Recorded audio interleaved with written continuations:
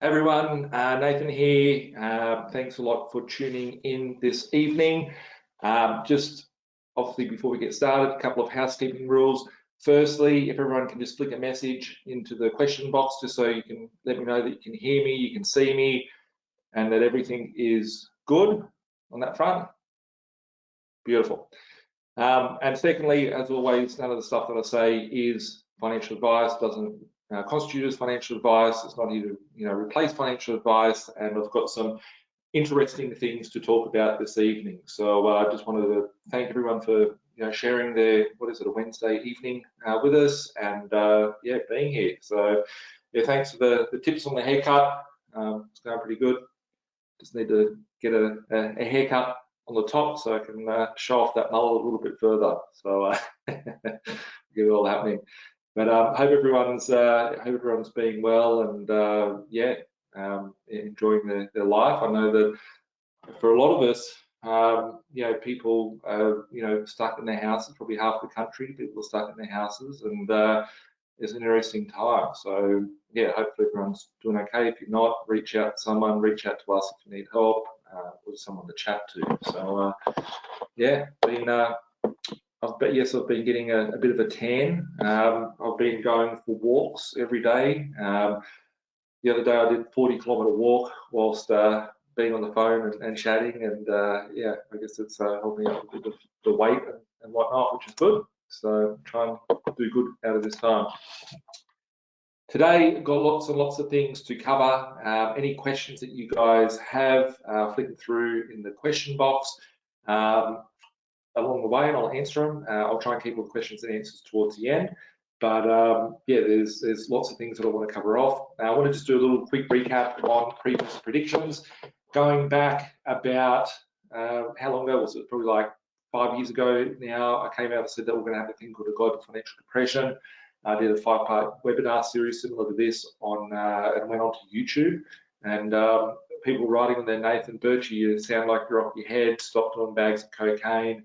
It sounds very, very weird what you're saying and whatnot. So, I look back now, some of the things I did say were very weird, but when you look at it now, it's actually quite normal, and it's like, wow, how did that go by? So today I want to, reflect a little bit on the past, look at what I see in the future.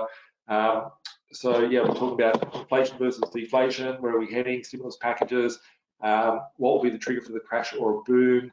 I want to talk about digital land title discussion. So a lot of people have been asking me recently, Nathan,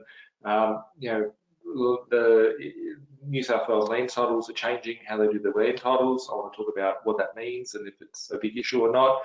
I want to talk about the 2030 agenda of you will own nothing and be happy, and obviously all the things that are in here. So look forward to getting straight into lots of things to cover off on this evening. So firstly, if we look back 5 years ago, I called a thing called a global financial depression. I coined it the GFD. If you Google up financial GFD, or people Googling what does GFD stand for and whatnot, I called it the global financial depression. I said that it would be a depression of biblical proportions, because the way that they would have to get through this period of time would be very different to how they have handled things in the past. And I never would have picked that we would be here, and this was how it would be going down. But with it, I did say that we'd see a market correction. I said that we'd see property prices be volatile. Be very careful what you're buying back in the day. If we look back in 2000, I thought this in about 2017, and at the time, I saw cracks in the banking system. I saw APRA come out. I saw how they titled currency being creation, money creation. And I saw that it would eventually lead into a depression, and we got to that point around September 2019. Surprise, surprise, like 4 months, 5 months before Corona, and they had something to blame. And here we are with money printing and all the things that I said afterwards. I said once we have the depression, there's one or two things that will happen. They'll either go heavy into deflation, or they will print off money and put it into inflation territory. They would find something to try and blame it for, which obviously here we are. And I said that we'd see interest rates go down. Interest rates were at an all-time low at 1.5%, 150 basis points. They had just gone to 1.5%. They'd come all the way down from like 7% at the RBA like 7 years beforehand. And I sat here and said to everyone, we're going to a depression, we're going to see hyperinflation. No one knew what hyperinflation was, no one knew what negative interest rates were. And yeah, so we saw interest rates go down, which they have. I would have expected them to be negative interest rates by now, but I could never have guessed the amount of manipulation and fraud that we've seen in the markets. And tonight I want to talk a little bit about some of that fraud and how to watch out for it, and things moving forward of how you can spot things before they happen. I talked of a thing called a UBI. Sounds like an STD. The UBI is Universal Basic Income. Universal Basic Income is sorry, I'm just getting a whole pile of messages in here. Apparently Josh Frydenberg is being interviewed on Channel 7 while I'm talking here, so you can go and check back and see what he has to say later. But these prime ministers and all the things they stand for are really fraud and smoke and mirrors. So yeah, with universal basic income, I said it would be Centrelink for the rich. Centrelink for the rich is, what we're starting to see at the moment. Who would have thought that you'd be getting 750 bucks a week for sitting in your home? You can sit in your home and do nothing. So, hey Greg, good to see you, mate. Good to chat to you this hour as well. Stimulus checks. So I thought that we'd see lots of stimulus checks in all different ways, shapes, and sizes.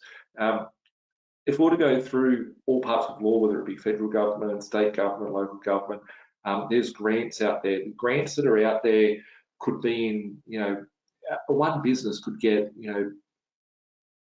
$500,000 worth of grants per year. It's not something that I've really delved into beforehand, but it's something I'm going to in the future moving forward. Grants are very, very massive out there, and something recently, I look at like McDonald's, for example, and you go to Macca's and everyone says, oh, it's a real estate business and they invest in the real estate. I look in there and I look at the diversity that they've got, and I'm like, no, these guys are just simply getting heaps of stimulus checks from the government as well. You've got educating kids, i.e. child labour, but you're educating them, so they'll probably get some sort of education grant, disability grants, inclusiveness grants. There's all these sorts of grants, and there's literally thousands and thousands and thousands of grants. It's actually a business model out there where people help put proposals together for people to obtain grants. So it's pretty cool. But there's more and more of them. There's so many of them. I did predict that we would see hyperinflation. People said hyperinflation doesn't exist. This is something that's really, go back to smoking tones or whatever. And here we are with massive inflation. Lots of things have gone up over the course of the last 12 months, and your money doesn't buy what it used to, and it's going to get a hell of a lot worse over the course of the next few years, and we're seeing it day by day. So maybe we'll run through a few of the things that have gone up over the course of the last 12, 18, 24 months, specifically the last 12, 18 months. And also predict that we would see a digital currency would have a social credit system with a digital currency, and we're on the eve of that. So, there's some of the things that I predicted previously, and I'm not going to go out there with too much weird stuff that I probably haven't spoken about beforehand, but I'm going to talk about how I see the state of affairs rolling out over the next little while. So as we go on to the next slide, to talk about inflation or deflation and sort of where we're heading.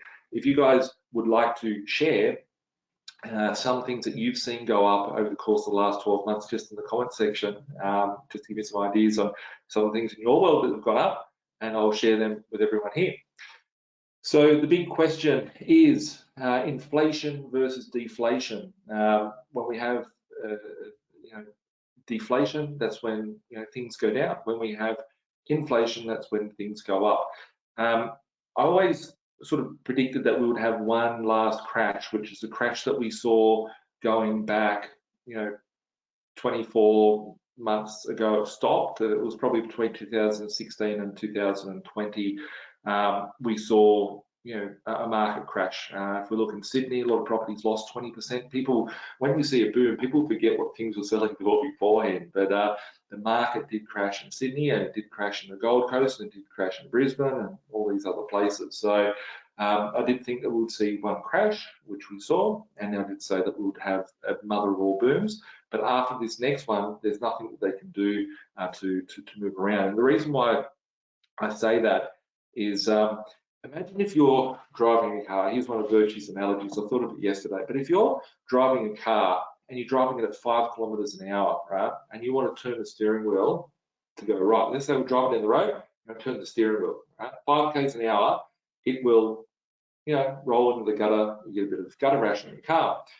If we were to be driving 100 k's and you turn the steering wheel just a little bit, it'll fly off and you'll end up in a tree. Right?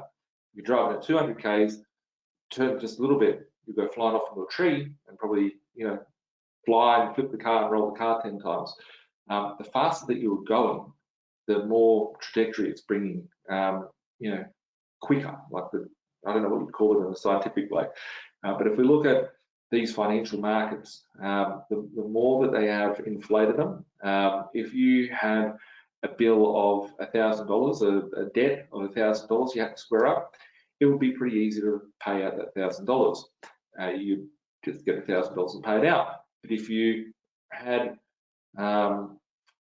sort of, someone wrote there, momentum, yeah, you would have more momentum in it. But if you had $1 million, it would be a lot harder to get that $1 million to pay it out. If you had $1 billion, right, it'd be much harder.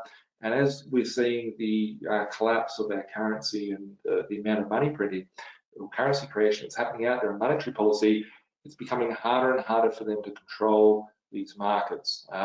Eventually, we're going to end up with a hyperinflation scenario.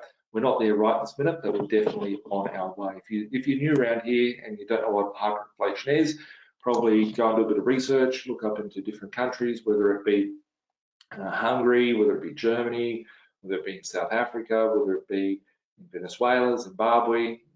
There's been hundreds of or thousands of currencies have been devalued via hyperinflation over the years.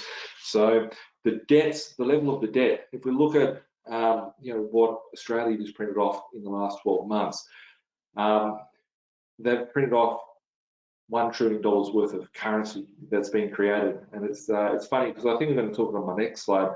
I'll get onto the PCR test and a PCR test, or whatever you call it, and talk about something that I discovered yesterday from chatting to one of my mates due to currency creation. But the central banks, like if we look at the shit that comes out, like a couple of you guys have mentioned that Josh Frydenberg is talking on Channel 7 at the moment. Going back in the start of 2019, in February 2019, Philip Lowe, the guy that runs the RBA, he said that we would see the next movement from the RBA rates would be up, and we wouldn't be seeing them coming down. So make sure you prepare for that. At the same time, I said within 6 months we would see him come down, which was in complete contrast to it. But I could see that what was coming out of his mouth was a lie, because he couldn't put the interest rates up because the economy was so far screwed. And they're talking about now in the market that they're going to wind back monetary policy. They're going to turn around. They're going to taper off the monetary policy. They're going to wind back the balance sheet. Do they mean that they've got $1 trillion worth of debt? Does that mean that they're going to come back and go, okay, we're going to pay that $1 trillion back? It took the Howard government a decade to pay back $100 billion, which is 10% of what they've printed. So if we look at $1 trillion, it doesn't mean that they're going to pay it back. They're going to taper it back. They're going to wind back their monetary policy, which means instead of giving out $200 billion every year worth of stimulus checks to everyone, they might only print off $150 billion worth of stimulus checks. So they're going to wind back their stimulus packages. So be careful of the words, be careful of the detail, because there's lots of clues that are left in what they're saying. They can't turn this around. It's gone to it's gone too far off the cliff. Yes, I'll be talking about the abolishment of the land certificate later on this evening. yeah, so a couple of things that I want to look at here. You know, why, like there's a few things like, why can't we have deflation? Like we've had inflation over the years, we've had deflation over the years. There's periods in time, if you think about it, like if you're old enough to, if you, I was reading, there's a lot of messages come through. It was announced in the news today that the economy has grown. Of course it has. I'm going to get us onto some slides. I've got some graphs shortly that I'm going to share with why the economy is growing, but it's all fake and Ponzi. But we've had over the years, you know, deflation. We've had inflation. In the early 1990s, we had the recession that we had to have. Everyone hated the Prime Minister at the time, whatever his name was,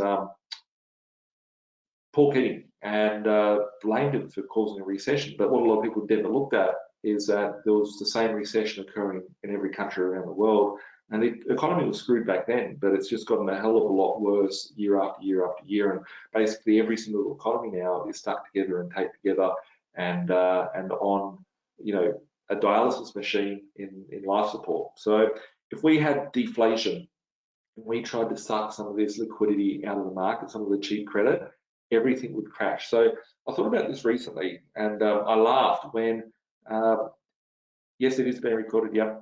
I laughed when I saw the crypto market crash, right? And when I laugh, I don't mean, you know, ill upon anyone that's viewing this, but you know, I lost hundreds of thousands of dollars that night. It was back in May, I think it was, and I was talking about you know, what was, you know, being injected with liquidity at the time. And if we look at the market, if everyone's pulled out their money out of their, if everyone's pulling their equity out of their house and buying some crypto, or their crypto's gone up a lot, and now they've got some money, so they're going to go buy a car, they're going to buy some furniture, whatever it is.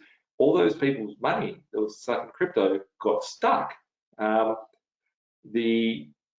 You keep the questions coming through, guys.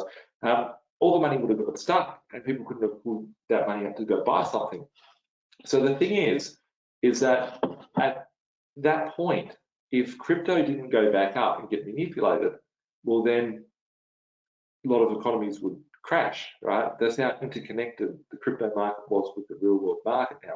So if they start unwinding, like property prices fell by, I don't know, 20%, if people wouldn't get credit, people are literally using their house as an ATM machine and going out there and buying TVs and fridges and an extension on their house, or whatever the case may be. The thing is that if the house price crashed or if things went backwards, the whole system would fall apart. It's like driving that car off the road. At 5Ks it's okay, at 10Ks it's okay, at 100Ks it's not okay, at 200Ks we're going full speed. They cannot take their foot off the accelerator with money printing now, and it's a very, very dangerous position for us to be in, and it's amazing. I think it's amazing because if you understand how money works, or currency works, you'll see the opportunities that are there. So I pulled out some charts just so I can you know, draw some diagrams and create a little bit of a picture here. This is household debt to GDP in 1861 to 2012. I tried finding housing charts, right? Housing stats over the course of the last 100 years. You cannot, it is almost impossible to find them. None of them are up to date. I'd have to go draw my own ones with certain things. And yeah, looking at these are the best I could get. They got up to 2011. I think that this will draw the picture very clearly. So firstly, if we have a look here all the way up until the Great Depression, there was no currency creation. What did they do when we got to the Great Depression? They printed money, right? Well, just before, right, we had a big boom, and then we had a little bit more of a boom, and then in the 1930s, what did we see? We saw the Great Depression.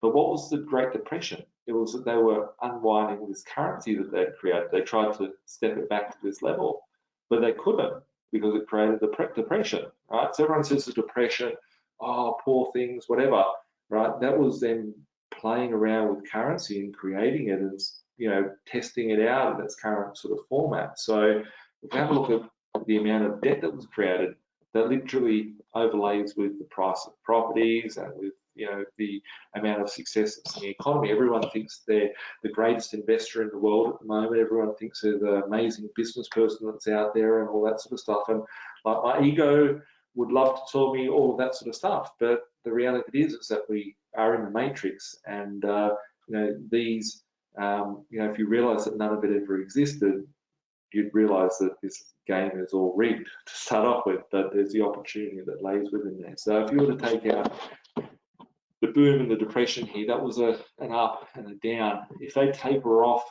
the money supply, like that's when the Great Depression came into effect, was in 1930, you saw that they took away currency that they created, and we had the depression.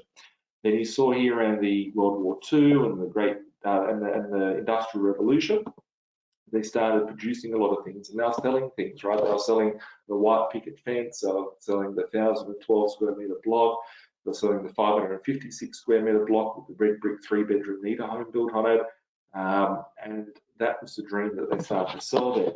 They were starting to get a little bit spluttering here around the 60s. They were like, shit, we have to do something here. So they changed the currency. It actually changed on the 15th of August 2000 and August 15th, 1971. So it's 50 years this year that it changed. But if you have a look at these take the depression out that they created. Well, that's really just creation of the depression there. But if you take it, this has just been expansion of the currency system. So expansion of monetary supply, expansion of monetary supply. 1970s, we changed our currency. They tried to taper it off. But it started to cause a crash. So they had to keep printing. They kept printing. And then if you notice, to get out of every recession, we had the recession here. They just kept printing and printing and printing. And it almost goes vertical like this, right? And that is the amount of debt that the household has got. If we go and have a look at a few other charts, there's a little mouse here. Let's go back to real estate prices, right? And there's a bit of a similarity here when you look at that, right? Seriously. You don't see a trend that's sort of there. Here's the house price chart. So we had sound money all the way through.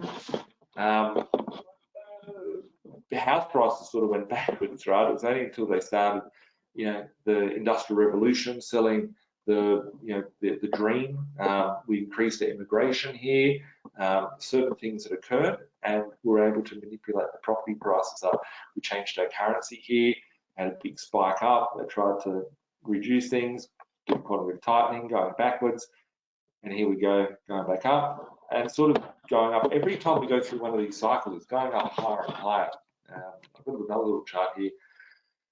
Look at and overlay these. It's probably the best that I can find. It's very, very difficult to find these sorts of stats out there. And these things are not just in Australia. This is every single country in the world. If you go and overlay any of their charts, you can see that the amount of currency that was created versus the amount of land value. So if you look at the debt, right? The debt here is traveling here, and then the amount of land value. So these things go up, the land goes up, and they create the amount of debt. It's tied together. Is it not tied together? If it's not tied together, I think what goes on here. So this one here is probably my favorite chart that I could find, just to explain how things sort of happen, right? So an average house this all goes up to like only 2010 or whatever, but this is Sydney sort of house price here. The market between no growth was 14 years, 21 years, 11 years, 14, 10, 7. These periods of no growth are getting smaller and smaller. The last recession that we had in the property market was from about 2017 to about 2019. It was only 3 years, and we had to get out of it, because if it contracted, we would see no one spending. We would see spending go to nothing, and we'd have no economy, because the whole system is built up on a deck of cards. So yeah, just some interesting charts there that I thought I would share. Can't deny that the amount of debt that's created is tied to the value of the housing or the property market. So stimulus packages, our newest form. Like in the past, we could just print out money or currency. We could divert it in all different ways.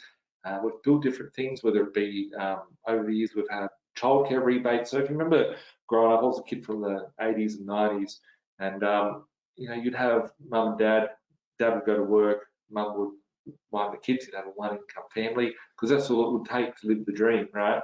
And when we got through the recession that we had to have in the early 1990s, we saw things change very, very quickly, and they created the whole childcare system, which basically enslaved two people working in the one household. So then we've got two incomes to pay for these things. They've just manipulated the markets again. There is a new one that they're introducing into the market, which is obviously the health issue that we have. So when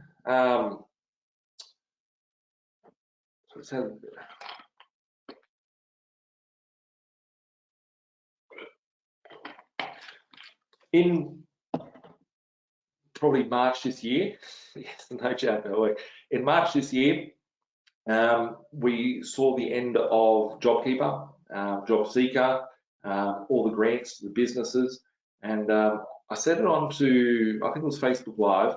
I set it to my close group of people, like I said it to Ridwan, the accountant from OnePath. I said they have to bring back JobKeeper, and Rid's like, no, mate, they're not going to do that. I said they're going to have to, because the only way that they can keep this Ponzi scheme alive is by printing more currency. If we have a look what occurred around the world between March and June or July, we saw 3 months of no stimulus packages propping up the market, and then we saw the crypto markets fall, we saw the metal markets fall, we saw the stock markets get a dip. Go pull out some of those charts and see what happened globally, and we saw glitches in the market. And the reason being is that they tried to take this liquidity out. They've given us stimulus packages now, but they can't take these stimulus packages away, so they have to be here to stay. They have to keep printing out all this cheap credit to keep the system afloat. It is dead. It's all a Ponzi scheme. So will we see these same stimulus packages? Probably not. We'll see them in all different sort of ways, shapes, or form. So the liquidity, when it got taken out, sort of 2 months ago, yes, it is being recorded, by the way, liquidity was sucked out, and basically the market got very, very choppy. So when there will be signs, I'm going to get into that a little bit later, there will be signs as to what will occur and certain outcomes that will come from there. I believe that we will see tightening over the next 5 years, 10 years, 12 months, right? We're going to see tightening of monetary policy, and we're going to see them have to quickly reverse it and print even more money. So they've got nothing else to use with the interest rates. The interest rates are the lowest they can take them, apart from if they go negative, and that will happen. But there's probably more tools in the kit that we don't even know about yet. Universal basic income. We haven't even looked at the inflation genie from immigration. So I think that we're going to see the need to create more income in our countries that will eventually see, once the borders open, everyone gets their, I don't even know why I call it a jab, when everyone gets injected with whatever, and we allow the borders to open, we're going to need to bring in immigration. We're going to bring people into the country, and that will create more taxpayers. If we want to try and have any chance of containing this $1 trillion debt that we've got, we need to have more people paying taxes and certain things to happen in the economy to keep it afloat. If we keep building houses, right? We look at some of these stimulus packages. House builder, who would have thought, like going back in 2000 and 2002, they started the first homeowner grant. 2020, they give you the deposit, right? You've got the 5% deposit instead of a 20%. They give you 25 grand to build a house. They give you free stamp duty. They give you a mortgage holiday. They give you 1 or 2% interest rate. That's what's pushing up this whole market. A lot of people are waiting for it to implode. If the property market implodes, then so does every other market. They've got to keep this whole system alive. So the only way through this is hyperinflation and crash our currency. But it won't just be linear. As we go back to those, if we were to go back to those charts from beforehand, like when you look at this Great Depression period, all this, like this is you know, the depression will be different. It will be like this line going all the way up straight, basically that line going all the way back up there. So yeah, it will be a different format of the depression this time. Looking at infrastructure spending, we're going to see heaps of infrastructure spending in the next decade, I believe. And one of the things that, like, this is something I don't know if anyone's really looked at. One of my mates, Mitch, he messaged me yesterday, and he said, "Mate, you wouldn't guess how much does it cost to get the corona jab up the nose, like the test?" And I'm like, "I don't know, I would never touch it or do it." And he said, "Oh, guess." And I said, "It'd be about $200. That was my initial guess, it would be about $200. And then he sent me a receipt that came from the doctors and had the breakdown of the bulk billing. And the cost for one of those tests is $130. $130 to stick the thing up your nose and do that test.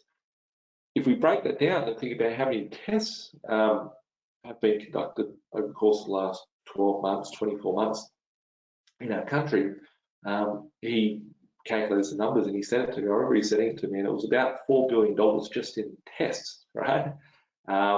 If someone's saying here it's about $180, I would have thought $200 was just a number I picked up. But if you think about it, who's paying for all these tests to get done? All the tests. So the reality is that this is creating more currency. The government has to pay for it. They push it into this area. Who benefits from it? Pharmaceutical companies benefit from it. Big corporations benefit from it. Some special interest groups. Yeah, so lots and lots of questions coming through. So there's big business in creating stimulus packages, shit that we could never ever imagine. You know, if they say that you have to inject yourself 5 times a year, and you know that's a visit to the doctor, then there's all these other expenses along the way. And you know, certain people own these things, and yes, I do see the name there. But yeah, it's lots and lots of comments. So keep the comments coming. I'll get to them shortly. Question everyone's probably looking at is, what will be the big trigger for a crash or a boom? The reason why in 2017 I came out and said that we're going for a depression of biblical proportion is because I saw something very important happening. APRA had come out and they were doing quantitative tightening. Quantitative tightening was where they were sucking liquidity out of the market, and yeah, there was less money. So if there's less money, there's no money to go around. If you have a look at, if you think back, it's hard to go back when you're seeing the world at a crazy point it is right now. But if you go back, you know, from about 2016 to about 2019, you remember that there was actually a recession. There was a retail recession, there was a property recession, there was a recession everywhere around the country. And that all came because they were doing quantitative tightening. They were taking liquidity out of the market and people couldn't get access to credit.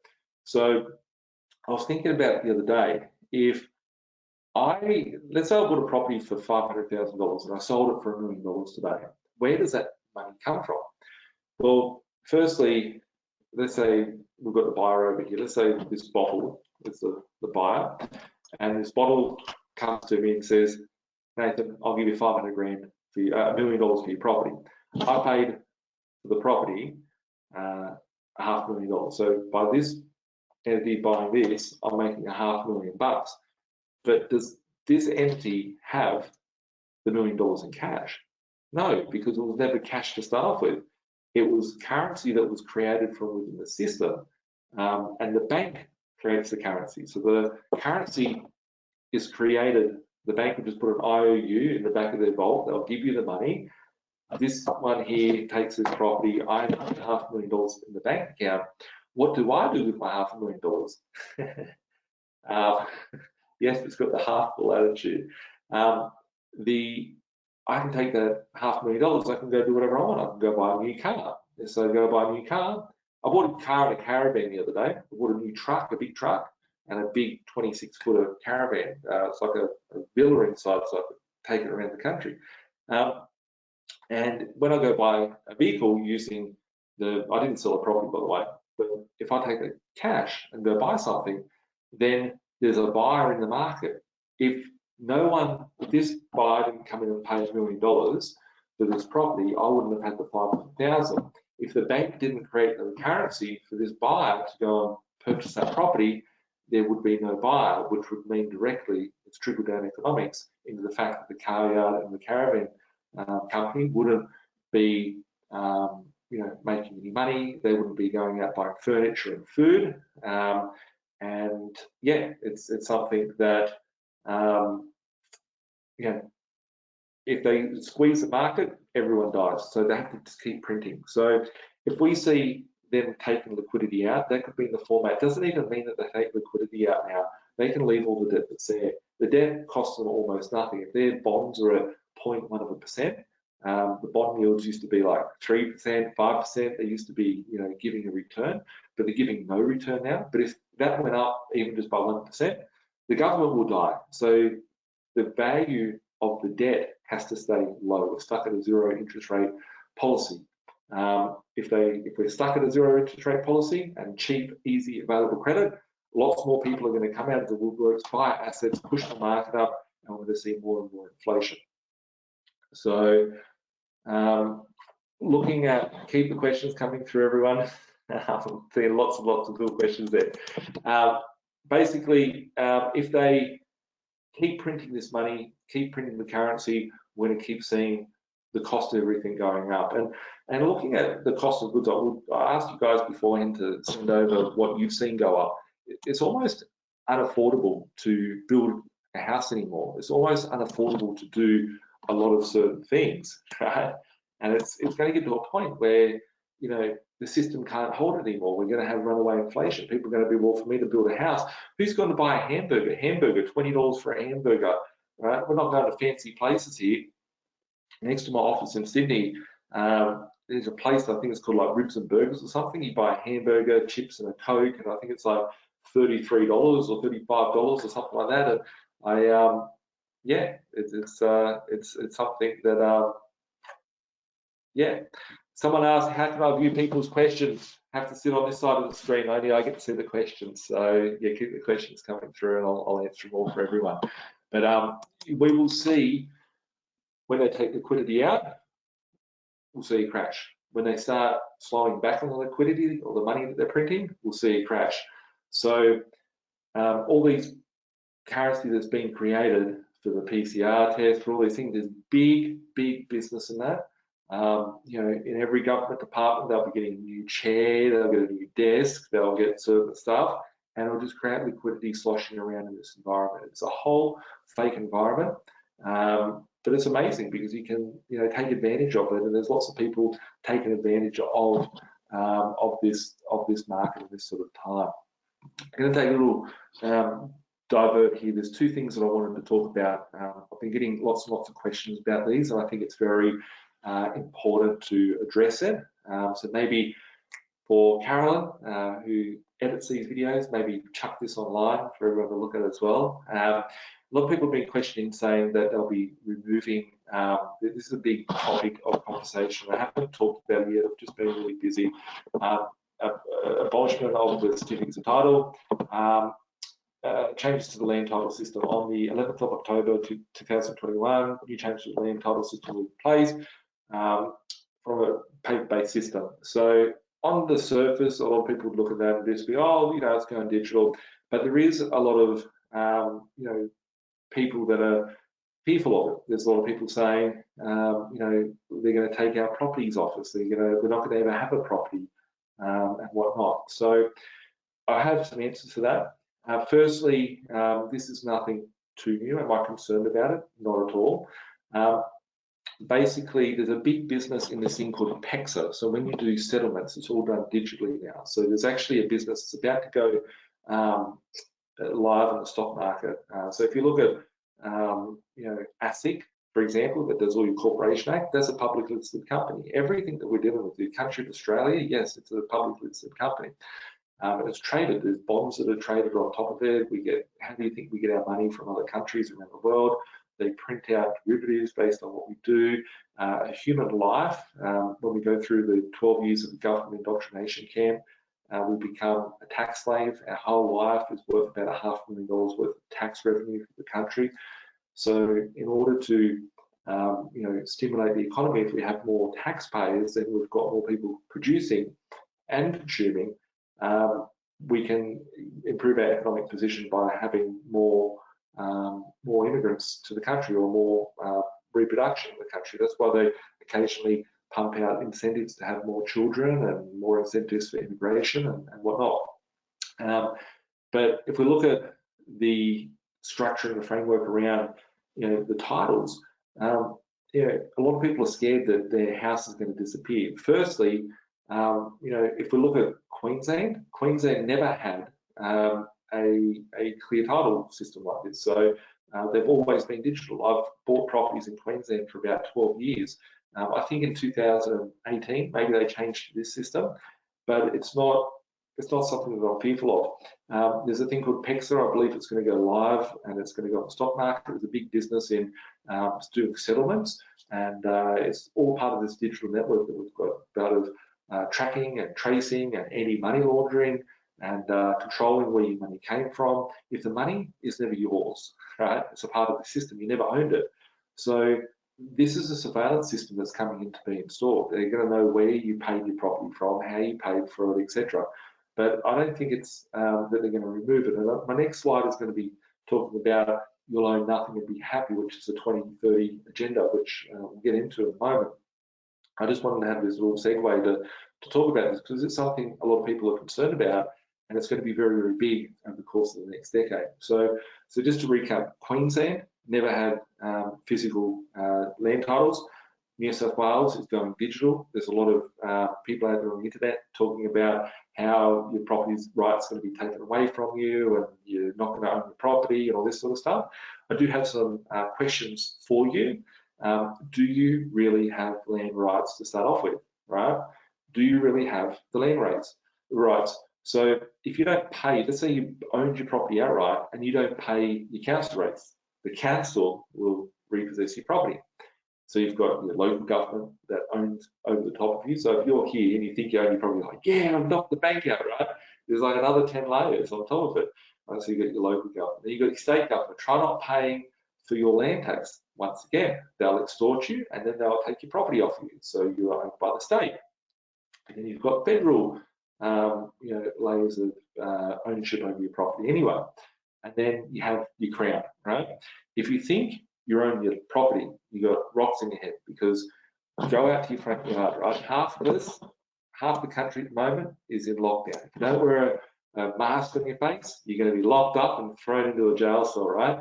So go out, stand in your front yard, and don't wear a mask, and yell out whatever you want to yell out, and see how much rights you have over your land when some badged people come on with uniforms and take you away and fine you because you can't do what you want on your own land.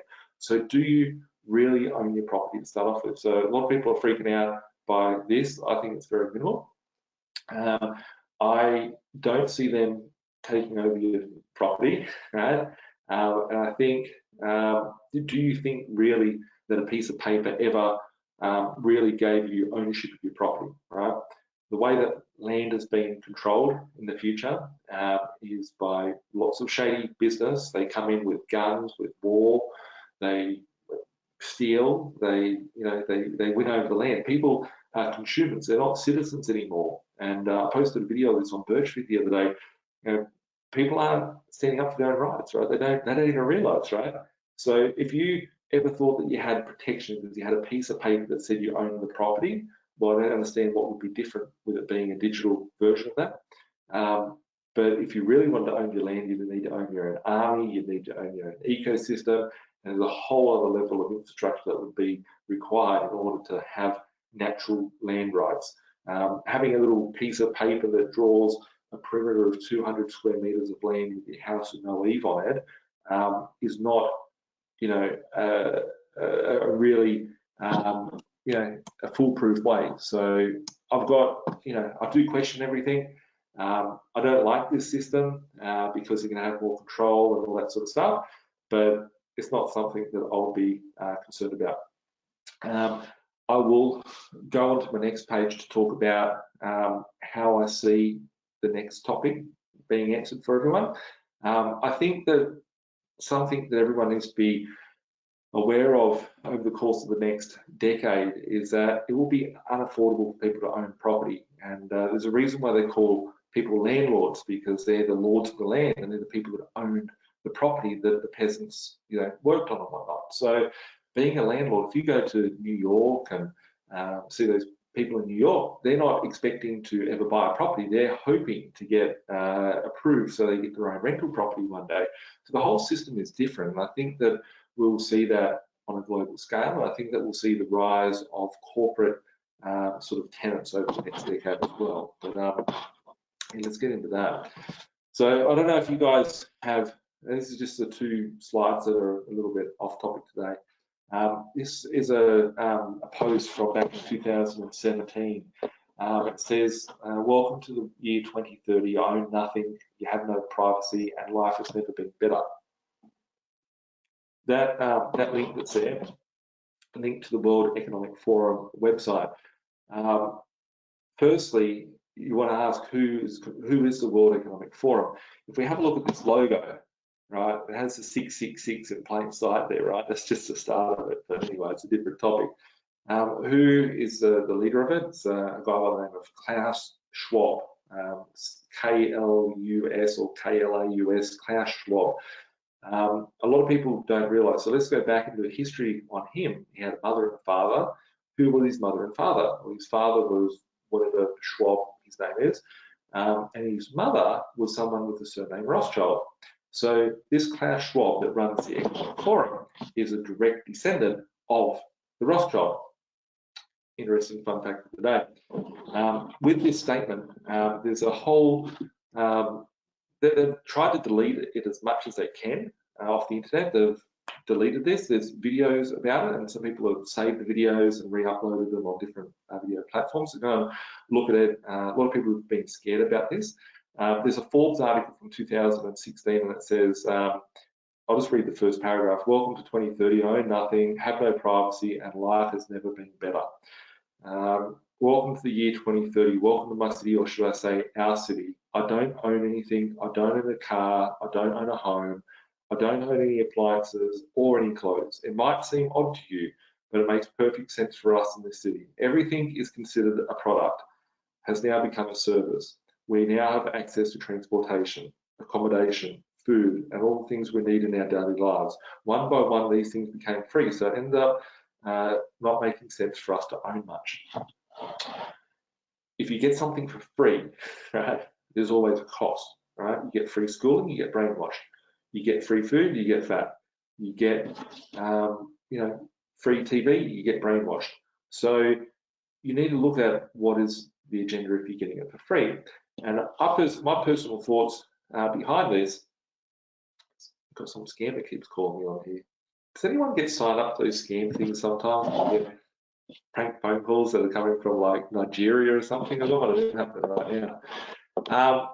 A lot of people are looking at this Welcome to 2030 and thinking that people are going to lose everything, and they're tying these two articles together. So the abolishment of the certificate titles, as well as the will own nothing and be happy. I think they're two totally separate things.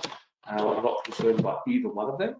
I want to explain my thoughts as to what I think they're talking about here with Welcome to 2030, you own nothing. I think that people will be not able to buy because they can't afford. I think that if someone is going to own a property, they might own it as a leasehold. They may not own the land. They don't own the land that's underneath it. So people are, fearful of one aspect, but the other aspect of it is that, if people can't afford anything, think about this in the past.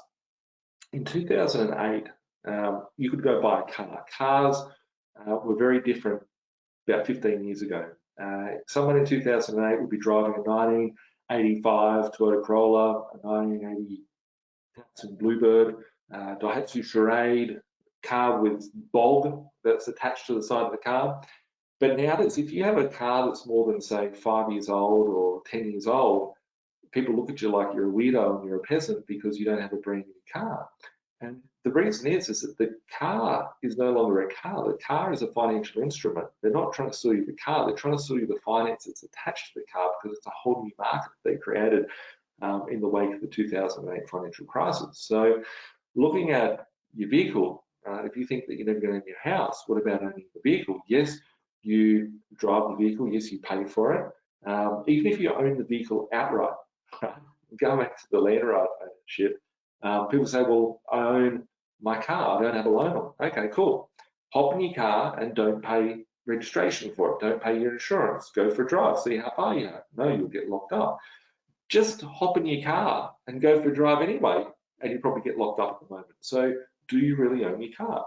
So do we live in this world where we don't own anything already, right? We're just renting, we're being consumers and whatnot. In my personal view, we're living in a society which is a totalitarian fascist community, and we're sort of more like a free-range communist and an old-school citizen of the world. So a lot of people are fearful that they're going to have their properties taken away from them. A lot of people are fearful that they're going to lose, what's the point of buying a house if you're not going to own it in the future?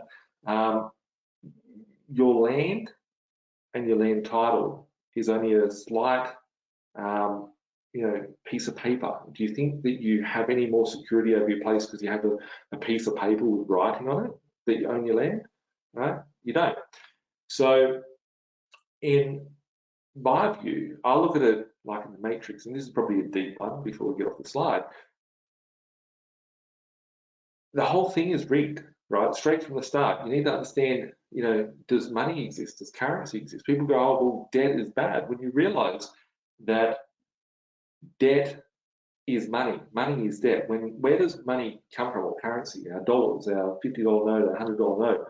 Where does that come from? That comes from, that's issued. The only tender that we can use, it's under the legal tender laws, I think 1965, just before 1966 when the currency changed, but the legal tender laws of 1965, I think it is, means that you can only trade in Australia using the issued currency of the country.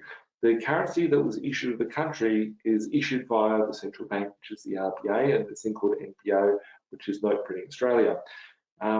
Where does that currency come from? When they create the first dollar of currency, that comes with interest, right? They lend it out to you.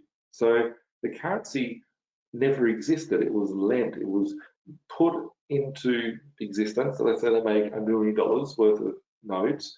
They hand them out to the world, and the $1 million worth of notes they hand out, they say, well, it needs to come with interest. So they might lend it out at 10% interest to start off with. And then finally, as they print more, if you wanted to pay back the $1 million, you could pay back the $1 million, but then you still need to pay the interest. And then you'd have to take out a loan to then go purchase some more money to pay them the interest. So it's just a greater level of servitude to this system that's being generated over decades and decades and decades. And it's the Western world that we live in. And people go to fight for this country, people go do all these things, but the system is way too big. And you can sit there and rebel the system and say, there's a lot of people that are watching this saying, Nathan, let's go and start a protest. Well, a protest ain't going to change. It ain't going to change my life. It might change my life because I'll get knocked a tooth out or, go to jail for the night, whatever the case may be. And, I can just either, if we look at the Matrix, you understand that the Matrix is the made-up world that we live in, but it's our choice whether we want to participate in it or not. And we can rebel it, but the system's bigger than us. So it doesn't matter how much we want to fight the system, it's still bigger than us. If you understand how the system works, then you can look for the pointers, you can look for the glitches in the Matrix and be able to take advantage of it. And when you get your head around it, it's like that kid with the spoon, because it's like, is it the spoon that bends or is it your mind that bends? People are worried about money. People say to me, Nathan, I want to buy a property and I want to sell it and make $100,000. Why do you want $100,000 for? Oh, because I can go do something. No, what you want is freedom. For me, I want the assets. I want to own everything on the chessboard as much as I can, right? And I make no, shame about it. I understand how the system works.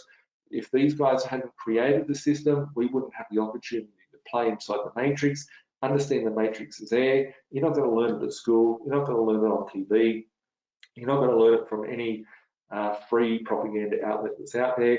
you're going to have to go and educate yourself and go digging and looking for it yourself. So that's why I like sharing these things, and yeah, sharing with everyone my thoughts, my views, and my research and my findings on it. Just going to look at some of your questions here and answer them. So keep the questions coming through. I hope Mitsubishi cold. Do you think there will be a day to sell your assets? I actually don't, because if you sold your assets, what would you do with it? If you owned a house, a car, a boat, 10 more properties, 50 Bitcoin, if you sell those assets, what are you going to do? You're just going to get more and more debt. But the debt is the worst thing that you could ever have. And it's something that I want to talk about for this next slide, actually. So would I sell my assets? Absolutely not, right? Absolutely not.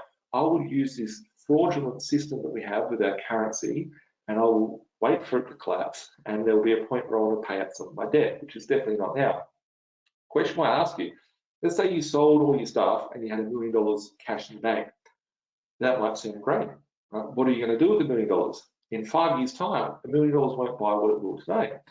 If you earned $1,000 this time last year, let's say that your weekly wage is $1,000. You get $1,000 week in, week out, week in, week out. You've done it for the last 10 years. The $1,000 for the week last year would have got you, you know, 1,000 hamburgers at Macca's.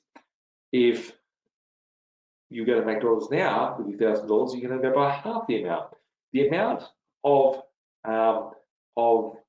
goods and services that you can buy for your currency will never be as great as the day that you owned it. So yeah, someone just wrote here, Dana just said, time value of money. $1,000 today isn't $1,000 next year. So I have zero respect for currency because it has no value to me. Like I literally, I have this goal, and it's every night when I go to sleep. So I've just got a lot of messages coming through.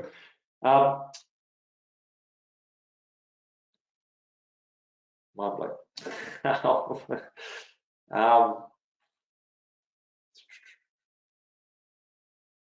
You will say I lost my goal. Yeah, good. Thanks, Chris. Before I go to bed every night, I actually make sure that I get rid of all the money in my bank account. This might sound stupid to people. People say to me all the time, Nathan, I must have $500 million in my bank account, or I must have $10,000 in my bank account, I must have a buffer. My buffer is knowing that I've got cash flow coming through. My buffer is knowing all of my assets, whether they're liquid or less liquid assets. So if I had $1 million into my bank account, would I save that? No. Every day, literally every day before I go to bed, I meet all my daily limits of all my accounts. I get that money out, whether it's going to a solicitor for a deposit on a property. I'm trying to acquire new assets as much as I can. And those assets will give me more cash flow. So every day I wake up, you and I, we all spend money daily. We need food, we need shelter, we need clothes, we need fuel, we need whatever we need in our lives. So if you're spending money daily, we should be wanting to earn money daily. That money sitting in my account, if I put $1 million in the bank, it will never buy me $1 million of what I can today in the future.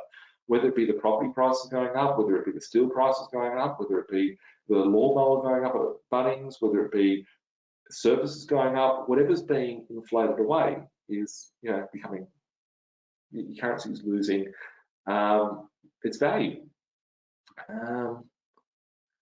Am I going to get the jab? That's a stupid question. Of course I'm not. School is good for engineering. Outside of school, good for being money-wise. Even the CBD property asset is debt-free. Could we use the equity better opportunity cost? Yes. So I look at the infinite return on your investment. So if you had a property worth $1 million in the city and it has no debt on it, people go, well, I don't want to get debt. I don't want to get a loan on it. It's like, well, what you're saying is that you can use that, you can put it on, over here, get a whole pile of cash and go buy yourself a secondary property, which would be the identical to it, using all the equity that you've put out. If you're paying 1%, 2%, or 3% interest rate on your debt, it's cheaper than inflation. Okay? As inflation is going up, the debt is becoming way devalued. if your money's losing its value, well, then it's easy to pay off that debt at the pay. If I borrowed $1,000 50 years ago, it would have been like buying a property. But if I borrowed $1,000 now, it might get me dinner and I'll pay you back tomorrow. So, and I don't eat expensive food. I do because it's, you know, all healthy and all that sort of stuff. But yeah, with it, yeah, I've got lots and lots of questions coming through about how to get a dodgy jab certificate, which is funny. I don't know yet, but if you're close to me and I do find out, I'll share it with you. Just keep asking me. But yeah. And a chicken, exactly. I saw a photo earlier. What did I say? I think what I did with it. I saw a photo. I'm going to see if I've got it here. Here we go. It's a Woolworths thing from 1970, right? And it says on here, a chicken is $1.09, right? $1.09 for a chicken. $1.09, right?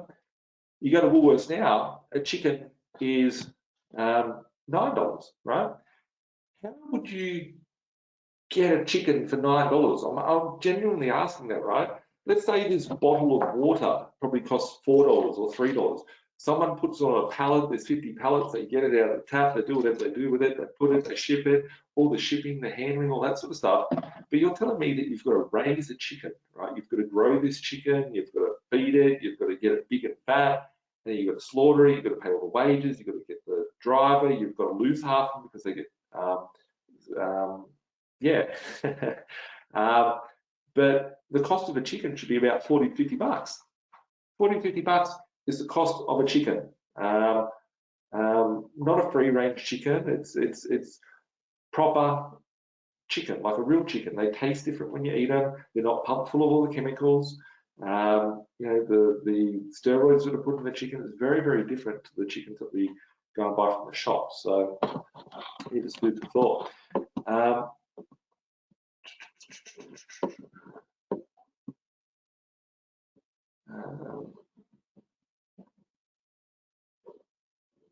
Yeah, wow, lots of people here talking about that thing, that question. Yeah, so try and find a doctor, right? This is way off topic. Try and find a doctor that's going to risk their whole career and their try and find a doctor that's going to go and waste their whole career by saving themselves 50 bucks by injecting an apple or an orange or throwing it in the sink. That's the question. So getting back to the slide, keep your questions coming through. I'm going to do question and answer at the end. But hyperinflation, a lot of people are asking me, like, where's hyperinflation? I don't even think I need to explain it anymore because we're already in a massively inflation territory. Everything is rising in value, right? Everything. Like, tell me one thing that hasn't gone up. We're starting to see supply chain disruptions. If you wanted to go and buy something from anywhere around the country, whether it be in the country or whether it be internationally, if you want to ship a shipping container from China, it's gone up 4 times, 5 times in the last year. The cost of the fuel has gone up. So if you wanted to ship, let's say you wanted to ship a pallet of these waters or like a shipping container of them, whether we want to ship a car into Australia, the shipping container that it goes into has gone up 5 times. The petrol in the ship has gone up 2 times, 3 times, and you know, they're blaming it on an Asian guy in China eating a bat, and that's why, right? Or it's the fact that our financial system is fraudulent and it's crumbling, and we're starting to see high levels of inflation, and they're showing the cracks.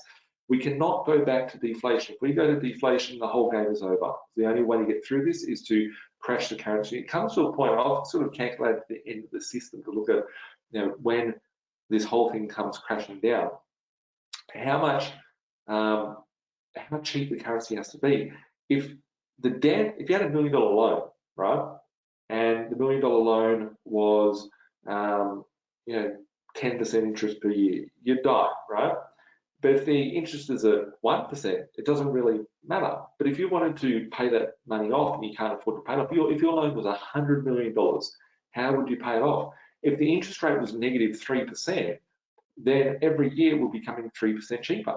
And then over the next 10 years, it's 3% times 10 years is at least 30%. You'd have to compound it and have to get the calculator out for that one. So, it's the only way for us to get through this for the wealthy, the rulers, the powerful people, the system to survive in its current format is to crash the currency via a hyperinflation. And we're seeing that. We're seeing it more and more every day. The cost of goods is rising. We've got supply chain disruptions. They're blaming it on these truckies that are, blocking a few roads and stuff like that. And we're seeing cheap credit in the system. Imagine what will happen with inflation, right? Everybody's locked in their house. The house prices have gone up and been inflated, but no one's left their house. Car prices have gone up 50% in the last year. The cost of everything has gone up, right? And people haven't even left their house. Why would you buy a new car if you're stuck in your house, right? How many people are really out there buying new cars? Imagine when we see the velocity of this, right? Imagine when someone goes, well, I'm going to sell my Datsun 1600 for $100,000, right? And I just made that number up, but cars are selling for stupid figures, right? How many people from Western Sydney have, a VL Commodore that they bought for $1,000 and it's worth 50 grand now, 20 years later? Imagine who's buying that car for 50 grand? Who has the 50 grand to buy that car? Because aren't we in a depression? No, what they're doing is they're going to their bank, getting equity out of $50,000, and they're doing whatever the fuck they want with it. And if we stop that, then that's when the whole system implodes. So we need to keep crashing the value of our currency. Imagine when everybody leaves their house. Imagine when people go, well, I've been locked in my house for 6 months. I'm going to go and splurge. I deserve to buy myself a new car. I deserve to go on a holiday. I deserve to go to the shops and buy new furniture. I deserve this. I deserve that, right? Imagine what will happen when you start seeing the velocity of this cheap credit start flowing through the system. When the velocity comes through this system, that's when things are going to get really, really exciting. One aspect of it is creating cheap currency. I'm going to do a whole video as a separate video to this on the velocity of currency. But basically, people aren't spending their currency that well. Imagine when people are out there and things really pick up. Imagine when society goes, well, I don't need my VL Commodore there. It's worth $100,000. I'm going to go buy a house. So you sell it. Someone gets the equity out, buys this VL Commodore for $100,000. Next minute, they go and buy a property for $1 million, a house with no eaves, and it's on 200 square meters of land. They pay $1 million for it, trapped in a mortgage for 30 years.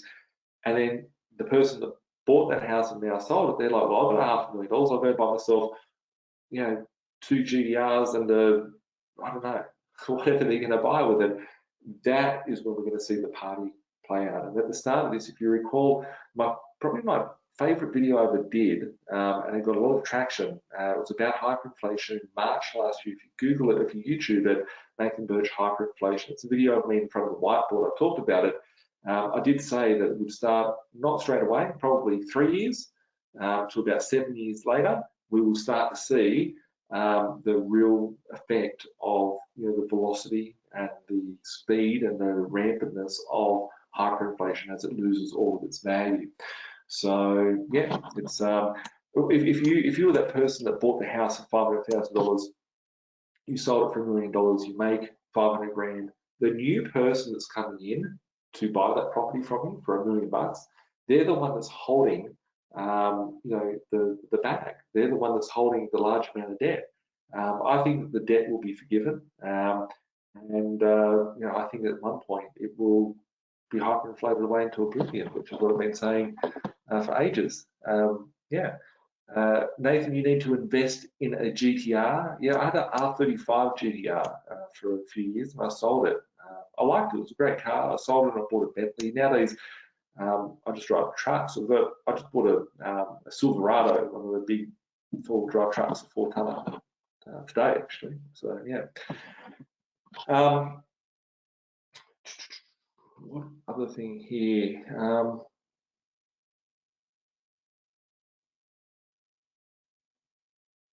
Made some notes here, but I'm finding it difficult to read my own handwriting here. There's little scribbles here on the things to talk about. If we go back to the last slide, right, to the welcome to the world 2030, I own nothing, I have no privacy, life can never be better. Well, do you really have privacy now, right? How's your privacy? All your text being censored. You can't go on Facebook and say your own peace of mind. Everyone's being controlled. We're living in the totalitarian Orwellian society that they've talked about already. The owning of nothing. Where does that come from, right? If hyperinflation occurred, people won't be able to afford anything, right? They will not be able to afford anything whatsoever. We'll get to a point where people will be on the tit of the system, which is basically what's happening now. 3/4 of the country would be on some form of government stimulus. Whether you're working for the government, they're probably like, I don't know, 20%, 10%, 20% of people that are working as doctors, teachers, nurses, police officers, firemen, council workers, some form of government job. There's probably 10, 20% of people that are working there. There's probably 30% or 40% of the population which is on some form of stimulus package, grant, job keeper, job seeker. There's probably 10% of people that are on 5% of people on the unemployment, which are on the dole. The system is stuck, and that's where people are coming to. Like, it saddens me when we talk about people getting forced into injections and vaccinations and stuff like that. People are having to do it because they're going, I have to do it for my job. I don't want to have to do it, but I have to. And it's never more important to take control of your own well-being than now, because you can have options to live life on your terms, do what you want, how you want, when you want. If you want to get the vax, go get it. If you don't want to get it, don't get it. But you need to not be reliant on the system, because that's where you're stuck. So if we go to a world where hyperinflation wipes everyone out, and you'll own nothing, but you'll rent it from somewhere, the question that I have is, who would you rent it from? Because if no one owns any of the cars, how do they come into existence? There's got to be some form of commercial value to it, or a power play there. So the question is that you're going to the strongest person on the block and asking to borrow or use their device. And it's more important to have that device and to have control, freedom, and liberty in that point. So someone's got to own it, right? And my view is that I want to own as much as I can, so I can control for myself, for my family, for my future generations, grandkids, to be able to go, we've got shit sorted here, right? Like, I'm not playing for me anymore. I'm playing for 10, 20, 30, 40, 50 years down the track. So I believe, in my view, that hyperinflation will come through, wipe out a lot of people. At the end of hyperinflation, we will see massive interest rates, because we have to try and remove a lot of that cash that's sloshing around the system. We're not there yet. The currency hasn't died. It's on its last legs, and they're doing a fantastic job of manipulating this debt-based fiat Ponzi system. But there's still another decade there, and that's the cool part about it. I'm going to get into what it means for all of us and how how we can benefit from it shortly. My last little comment on hyperinflation.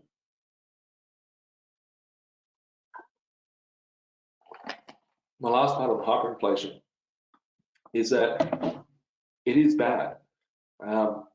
Just trying to go buy a car, right?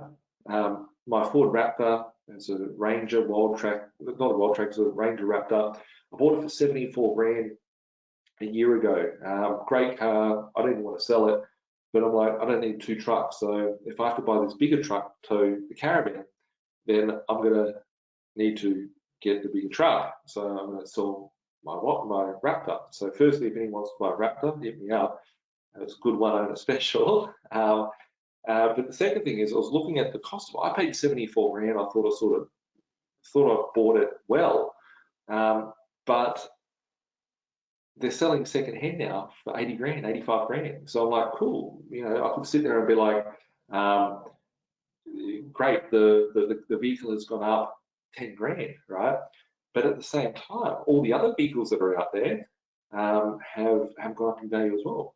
So to buy the Silverado, which is like a holder of Chevy Silverado, whatever it is, I don't even look at it that much. The Chevy is like 130 grand to buy one. So everything is rising. So I was sitting there and go like, fuck, I've got to spend another $50,000 to get this truck. And, you know, it affects everybody. But the one thing that's different for me to most other people that are out there buying a car is they're going to go get debt, they're going to have to save their money or whatever. Like, I could just sell some crypto. I was talking to someone earlier on today about my Cardano. I bought these. People ask me about crypto all the time. So I looked at Lucas right here. I looked at a Silverado last year for 80 grand. Well, they're all going up. I bought some Cardano for $300. It's a cryptocurrency, 300 bucks. I bought it the day it came out, the day it was released, and I think it's worth about like 80, 90 grand. And I sit there, I'm like, this has never been so high beforehand, right? If I hold it, could it go higher? Possibly, but I'm at a point where I'm like, well, I bought it for 300, I can sell it for 80 grand, I can go buy myself a new truck or whatever. I use assets to buy things. I take something today and I hyperinflate it, or I wait for it to go up and I dispose of it. Most people are out there trying to sell their time and their energy in order to get income to then go and buy that same good. If you are going through a hyperinflation, the thing that you want to be holding is any form of asset and not cash. Your cash is losing its value on a very regular basis. So whatever you can get, it's not just property, whether it be property, whether it be a set of steak knives, whether it be an iPhone, whether it be a table. I've got a fold-up table. Literally, what this is sitting on was a barbecue stand table where I'm running from. It looks all cool. This is two duplexes here where I'm at the moment. So a beach house, two duplexes, office to water, and yeah, I'm just in the vacant one at the moment, and I've set up a little studio thing here. But the desk that it sits on, right? Like, they've gone up in value. I'm like, fuck, this is a folding desk. I would have expected to see, you know, the kids at a football game with a Gatorade, you know, one of those big water cooler things on the end of it. That's the sort of table it is. And they're like 60, 70, 80, $100 for one of them. And it's like, the cost of everything's going up. So you need to make sure that your cash flow is rising enough, your capital, and your arsenal that you've got to take through that cycle. It could be property, it could be shares, it could be crypto, it could be business, could be gold, could be scrap copper, it could be whatever it may be, but anything's better than having your money in money. If you wanted to buy property last year, I actually sent a text message to my ex-business partner, Dan, the other day, and I sent him this property. It was in Western Sydney. It was a house in, I think, Shelby or something. It will help Michael here. He loves Shelby. He's from there. No, I'm just joking. With this property, it was like 750 grand. And 10 years ago, people were laughing at me, Dan, going, oh, you're going to go broke by buying all of these properties that are in Western Sydney. They're never going to go up in value. They're shit. They're really bad tenants, whatever the case may be. These houses in Western Sydney that I bought for, these houses that I bought for like 150,000, I owe 100 on them, right? I bought it for 150, I owe 100, they rent for 400 a week, and now they're worth 750. I could have sold them and gone, okay, I bought it for 150 and sold it for 300, it would have been great, right? But 150 grand wouldn't do anything to my life, and it wouldn't change anything now. The property and the asset has gone up in value, and it just continues to go. I could have had 100 VL Commodores, so a dime a dozen. Going back 20 years ago, 10 years ago, you could find a VL Commodore for like 100, for $500, $1,000. You'd see it on every second corner, for sale signs stuff at the front of them.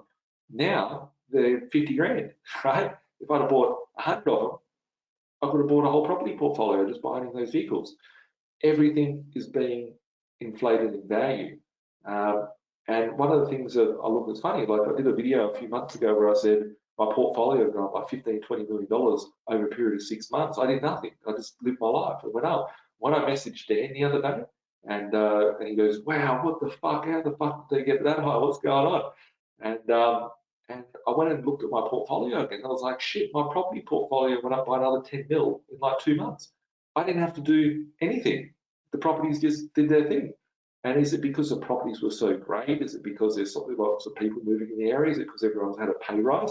No, it hasn't. It's gone up because the money has lost its value and everything's getting hyperinflated away. The worst thing that you could be doing going through this next cycle is having cash. As I said, I'm not your financial advisor. None of this tonight is financial advice. But you asked my opinion. We're watching this. I'm sharing my thoughts.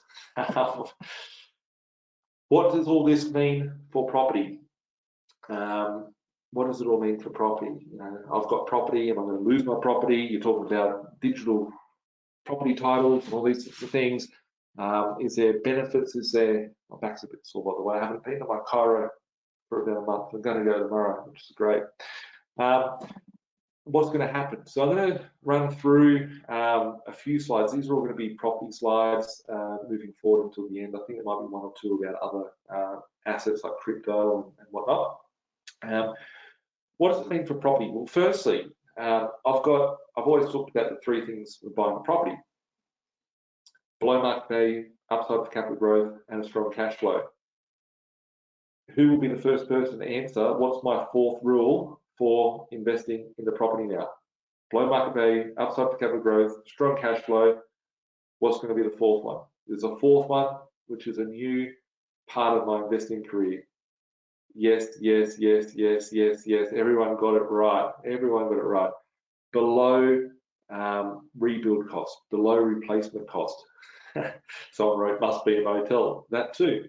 And I'll get on to why I bought motels as well. But you know, I'm looking at properties for infrastructure costs. I had 3 map sessions probably in the last week where people have said, Michael, you cracked me up, bro. You cracked me up. Maybe them as well. He's a funny bastard. I had 3 map sessions where the investors had said that they'd bought these properties and they're building granny flats on them. And I was like, I don't buy granny flats. I don't build granny flats. Why are you building the granny flat for? And they're like, oh, you know, it's going to bring extra cash flow. And I'm like, look, I'm not here to talk about building a granny flat, but how much is the granny flat going to cost? And on average, they're about 170 grand for a granny flat. And I was like, why would you spend 170,000 on a granny flat? Oh, it brings me 300 bucks a week. And I was like, for 170 grand, I want to buy a whole new property for that price. So, you know, some of the properties that I pick up, like just going around the country, like Perth, I'm picking up stuff for 150, 200 grand. Brisbane, I just did one tonight, off market 172 grand. Picking up properties surrounding large regional areas between 60 and I did a house today for $80,000 and it rents for 230 bucks a week for a house. You couldn't build a house for that. You know, the bits of timber, the bits of electrical in the wall, it would cost you for more than that. So looking at buying a property, if I'm buying a 2-bedroom townhouse for 150 grand or a 3-bedroom house for 120 grand, I just saw a contract went through for property in Queensland, it was $100,000 for someone and it ran out for 295 bucks a week. That is below the cost of rebuilding it. The pent up demand protects that property because either one of two things have got to occur. People will come into that market and they will want to pay, that market will increase. So you'll have you know, migration, you'll have breeding and reproduction in the area, and you'll have, you know, more people coming into the market. Either the property price, they have to build more. If they build more, then those new properties that are being built will come in at 300,000, 500,000, 800,000 for one of those properties. If that happens, it will drag the price of the old one up. If they don't build because it's too expensive, unaffordable, non-productive to do it, non-profitable to do it, well then the old ones will have a pent up demand and get pushed up in value as well. If you pulled apart a house, you would, you know, the bricks would be worth more if you sell them off, and the kitchen would be more if you sell it off. So looking at infrastructure cost is very, very important. That is one of the reasons as to why I got into the motel game. I was buying things cash. I bought a lot of my investors' properties that were in specific areas, or in some mining areas, and they were very, very cheap. And I went to buy some for myself, and I bought everyone else these cheap properties, and I couldn't find any. And then the only thing I could find was some motels. I bought some, and I was like, these are good value. And started up motel brand from that. So that was the view behind that. I will answer those questions about the population a little bit later. I want to try to stay on track until we get to a little bit later. So I'll come back and answer those questions, but keep them all coming. What other things does it mean, for property investors? What should we be looking out for? So below the infrastructure cost, but also areas that are not inflated. There's markets across Australia. If we look at Sydney, and I'm just going to broad range talk about Sydney here. Sydney has been overcooked, right? Buying a house on 250 square metres of land with no ease for $1 million, $1.2 million, 50 minutes out, an hour out from the city. Like a year ago, 2 years ago, I could find 5 acres of land in those areas for $1.5 million. It would be ridiculous. I can't see or justify the value in behind that. Yes, the cost of holding that's pretty cheap, and I'll get onto that shortly. But I think that those markets have seen a lot of growth, and they're at their highest prices they've ever been.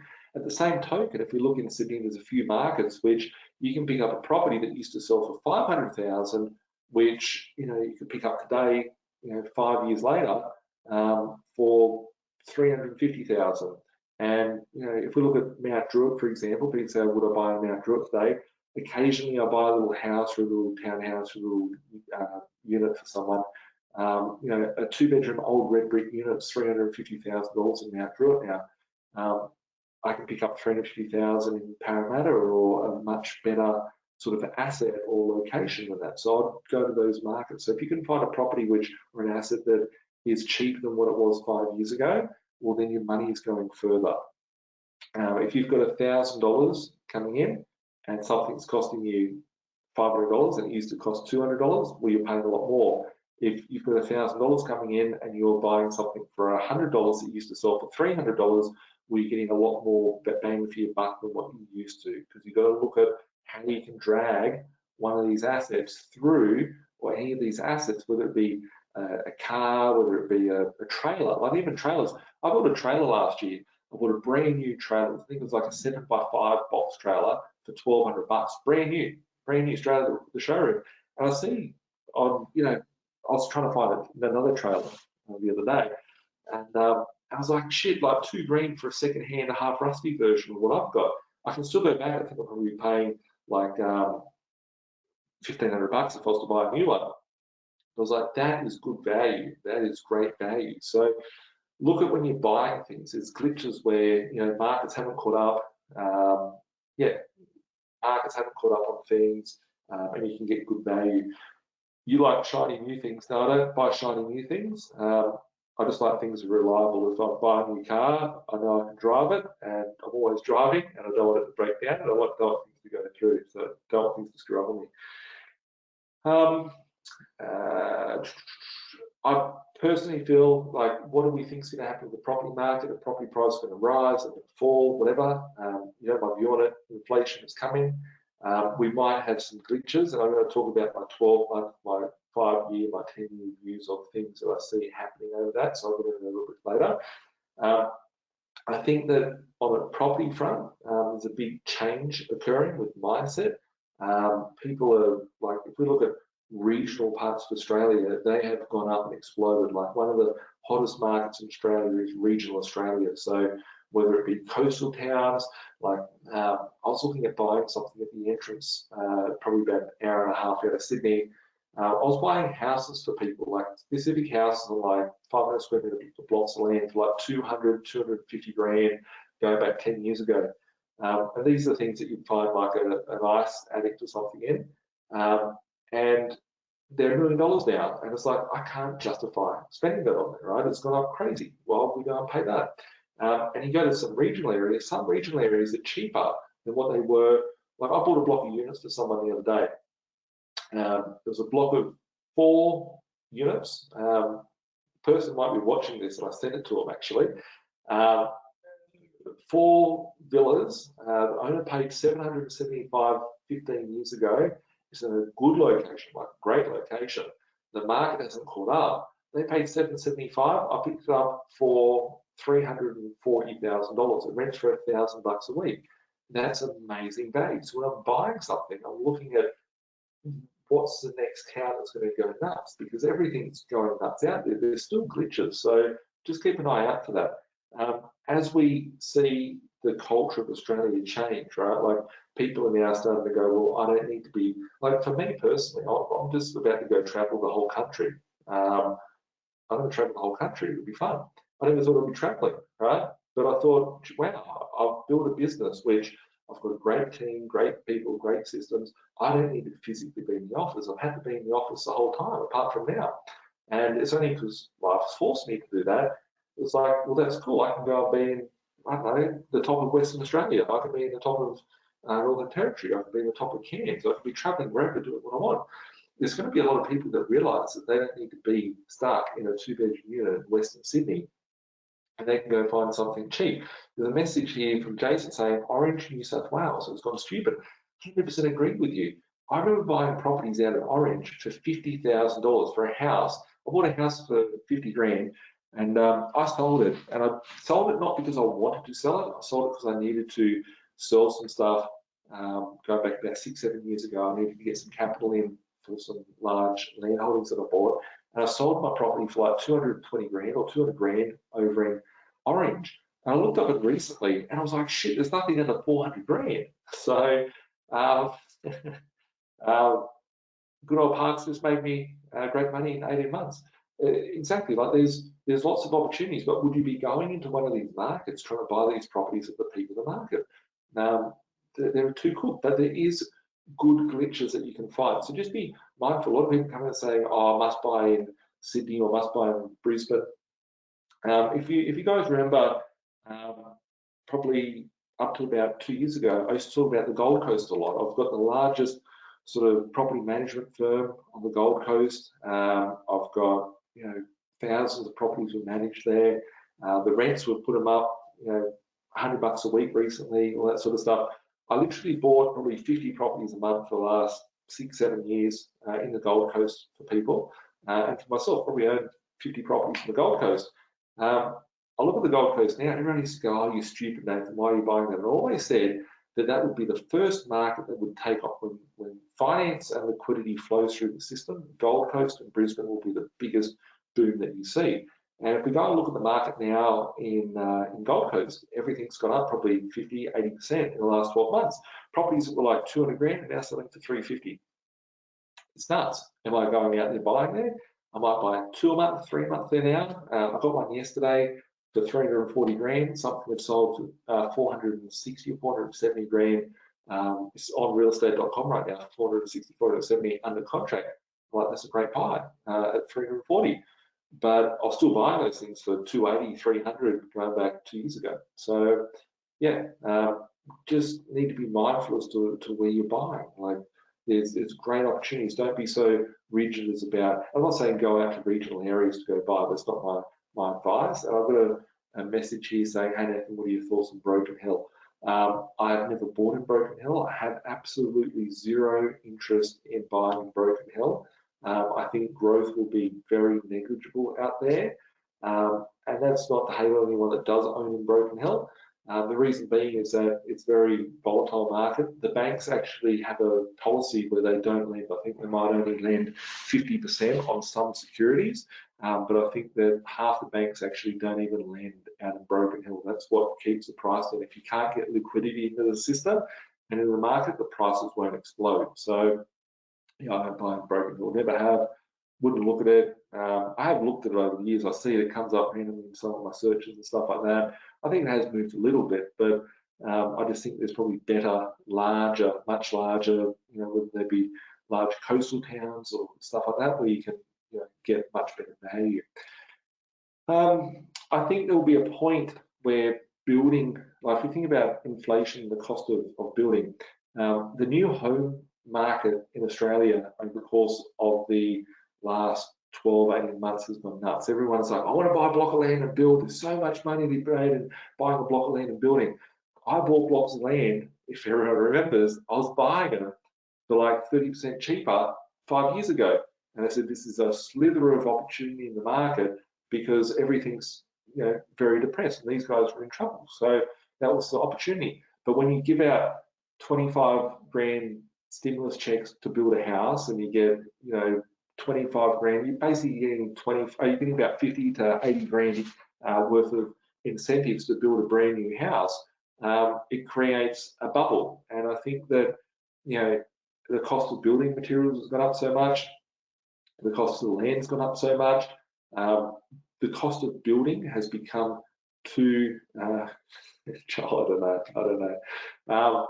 The cost of building has become too expensive, and I think that building new infrastructure will become too uneconomical in the future. And once again, going back to you'll own nothing and you'll be happy. I think that inflation will push the realms of all of this out of control, out of people's hands. Yeah, and you're right. Like the government gives out 25 grand. The bank drops the interest rate from 5% down to 2%. There's a lot of money out there, and free money, and that goes to the building cost goes up by. Government gives out 25, the building cost goes up by 50, and the whole market gets dragged up. I love it. It's a great little Ponzi scheme they've got going on, because ultimately I'm holding assets, and those things are getting dragged up in their system. So it's great. But yeah, just understand how it works, and then you can be the master of the matrix. On the unattainable sort of side of the market, if you think about, like, go back to 1950, think about those charts we're looking at beforehand. In 1950, you would get a quarter acre of land with a 3-bedroom house, or a brand new house and land package for like 10 grand or 5 grand or whatever, and you get a nice quarter acre block of land. Now you're getting a house, and if you might be getting a unit for that same, in that same scope. But if you're really wealthy, you might get a house of 225 square meters with no ease, right? So the quality of what you're getting is less and less. We're getting pushed out further and further, and people will be, able to buy less. Like, I think a lot of people will be stuck in the next decade. People won't be able to buy stuff. People won't be able to, get their foot in the market. It's getting very big. But if we think about it, I'm going to pull out some numbers very shortly. But if you think about it, if you bought a property for $200,000, a loan on $250,000 at 3%, that's like $7.5 grand a year. $7.5 grand a year is like $150 a week in interest repayments. Everyone can afford that. So the cheaper end of the market, the stuff that I've always played in, will get dragged up at a much greater extent as this liquidity just sucks up through the market and takes over things. So I think a lot of people will do very, very well. So if you can play that market well, there's lots of equity to be made, there's lots of cash flow to be made. I think that as people can't, if we go back to the 2030, you'll own nothing, you'll be happy. Someone has to own, like, just remember that, someone has to own everything, right? And generally what they talk about 20 years in advance becomes a reality. We're living in the Terminator world right now, right? We're living in a world that they've talked about that sounded stupid and fantasy a decade ago. It's becoming real. So when you own nothing, you'll be happy. Does that mean they're going to take everything off you by force? No. But people will just be squeezed out, and you'll have the people that you'll have the haves, you'll have the have-nots. The middle class Australia will be wiped out even further, and there'll be more people pushed to the bottom end. What that means is that there'll be more renters, there'll be higher cash flows in the future, higher rental figures in the future, and that'll equate to more money for the owner, which I love because I'm that guy at that end. And there's potential, like, I actually think that in the later parts of where we're at the moment, we could be technically one of the last groups of people that will be paying off their mortgages using dollars. We're taking out loans in dollars. Doesn't mean we'll be paying our loans off with dollars. We're going to see a currency reset. We're going to have a different type of currency somewhere in the next 10 years. So that's the other interesting thing to look at. What will happen to certain property types? What do I think will happen in the property markets? I reckon that cities, that looks like an old sort of area, which would be like a normal sort of workers area, right? That's the Industrial Revolution, family dream. The Great Aussie Dream is just a dream now because people, you have to be asleep to be living in it. But looking at what we have there and having what we have in other nations and where people are coming from, we're already starting to see like celebrities. I don't even know what their names are. Like you might have. I don't watch any TV, but there's so many celebrities. That Borat bloke, Matt Damon, that dude that's a musical guy that lives in Byron. He had some girlfriend that he met at a pub or something. Thor, all these people, they're starting to come to Australia. Why are they coming to Australia, right? We're looking at people here migrating from, Melbourne to Queensland, from Sydney to Queensland. People are going to places for lifestyle and whatever. So yes, Queensland's got a lot of growth ahead of it on that front. I'm not saying go and buy there because the day has gone for buying in the Gold Coast and Brisbane, but there's still markets there, that are out there. I'm not going to talk about it because that's what I do. I buy those properties and I get them for my investors while they're depressed. My little plug for the night: if you need help, hit me up, hit us up and speak to us about it. But people are migrating internally from one state to another. Imagine what's going to really happen when we start seeing the borders open. We're going to see, people migrate from third world countries, right? Everybody wants to live in Australia. We're going to see people come from the US, UK, Canada, New Zealand, all these third world countries where people are like, I want to flee, it's ugly, I'm getting stampede at Walmart, whatever, and people relocating to Australia. So imagine if we have massive migration, where are these people going to come? I would believe that they would come to cities, whether it be like Sydney or Melbourne or Brisbane or Perth.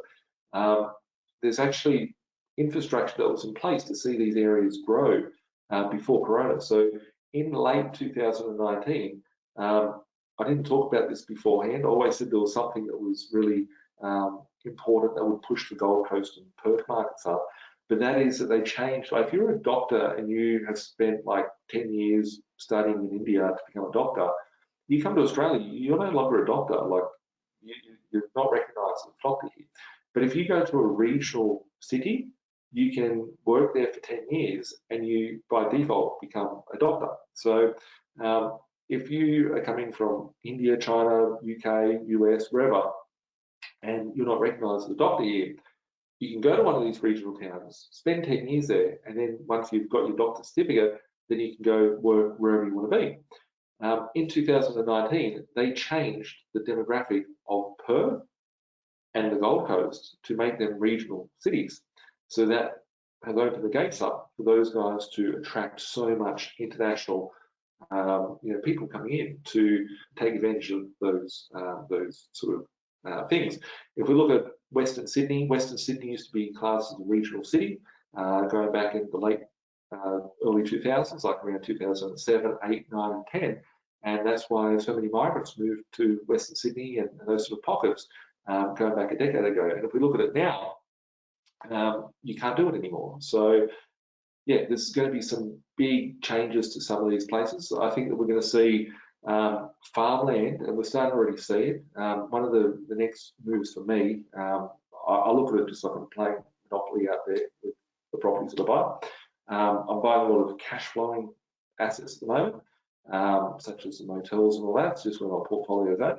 Still this year, I bought 6 properties, only a humble 6 properties that are just everyday bread and butter properties, which are the same as what my investors buy every day. So some people think they can buy motels, not buy these things. That's bread and butter. I'll still buy it no matter what. And yeah, my next phase, I believe, will be buying up farmland. So I want to have crops and cattle and different sort of livestock that I can grow, and it gives me more control over what I want to eat, and I can distribute these in my own networks through my own businesses that I'm going to build over the years. But what I've realized by starting to look at these markets is that there's a lot of hedge funds. There's people from the US and the UK and Canada and all these companies that are coming out, and they're buying up massive farmland. So in Far North Queensland the other day, I was talking to someone. There was 3 purchases in the last month of mango plantations and cornfields and sugarcane farms. So why are they looking for it? They're happy to get a 4% return because nothing else is doing it. You can go and invest your money into a bond, right? You can go invest into a bond and get negative interest rate, or you can go and invest your cash into physical stuff like real estate. And a lot of other nations see that our land is attractive. We're, in a very good position. We're going to be primed for growth and all that sort of stuff. So they're taking punts and that sort of thing. So I believe that farmland will be bought up a lot by large corporations over the next decade.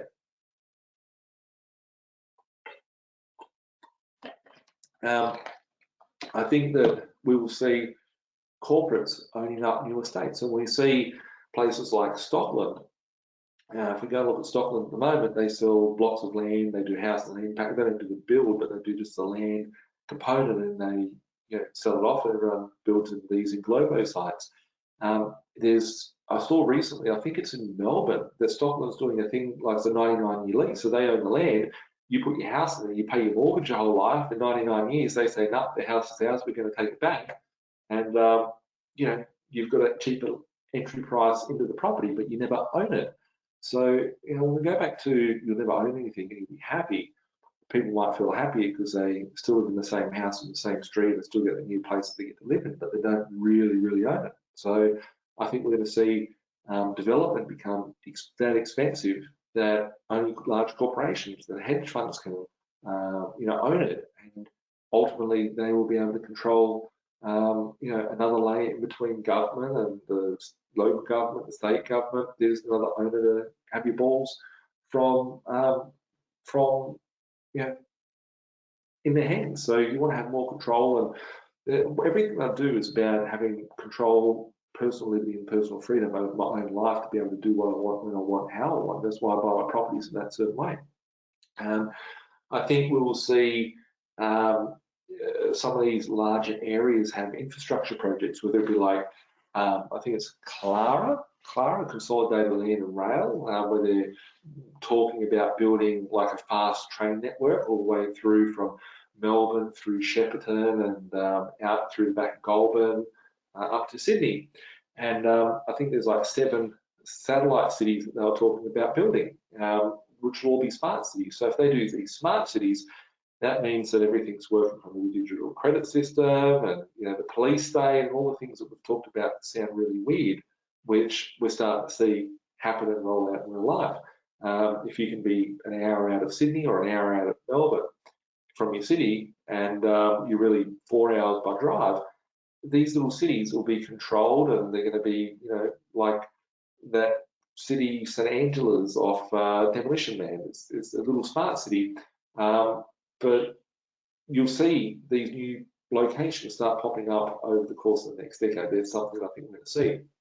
A big market that I'm interested in, and I've been very interested in the last, sort of 4 years. The one market that I said, and it hasn't taken off crazy, but a lot of people have done like really exceptionally well, is the mining market. You can buy properties still today. Like I was buying properties last year for 60 grand that are now selling for, $250,000. These things were selling for $500,000 to start off with. We picked them up for 10 cents in the dollar. Now they're worth, half of what they were worth beforehand. Would I go buy them at 250,000? Absolutely not, because I see the level of risk. But if you bought them for 50 grand, it's got up to 250 grand. You're 5 times your money in the last 12 to 24 months.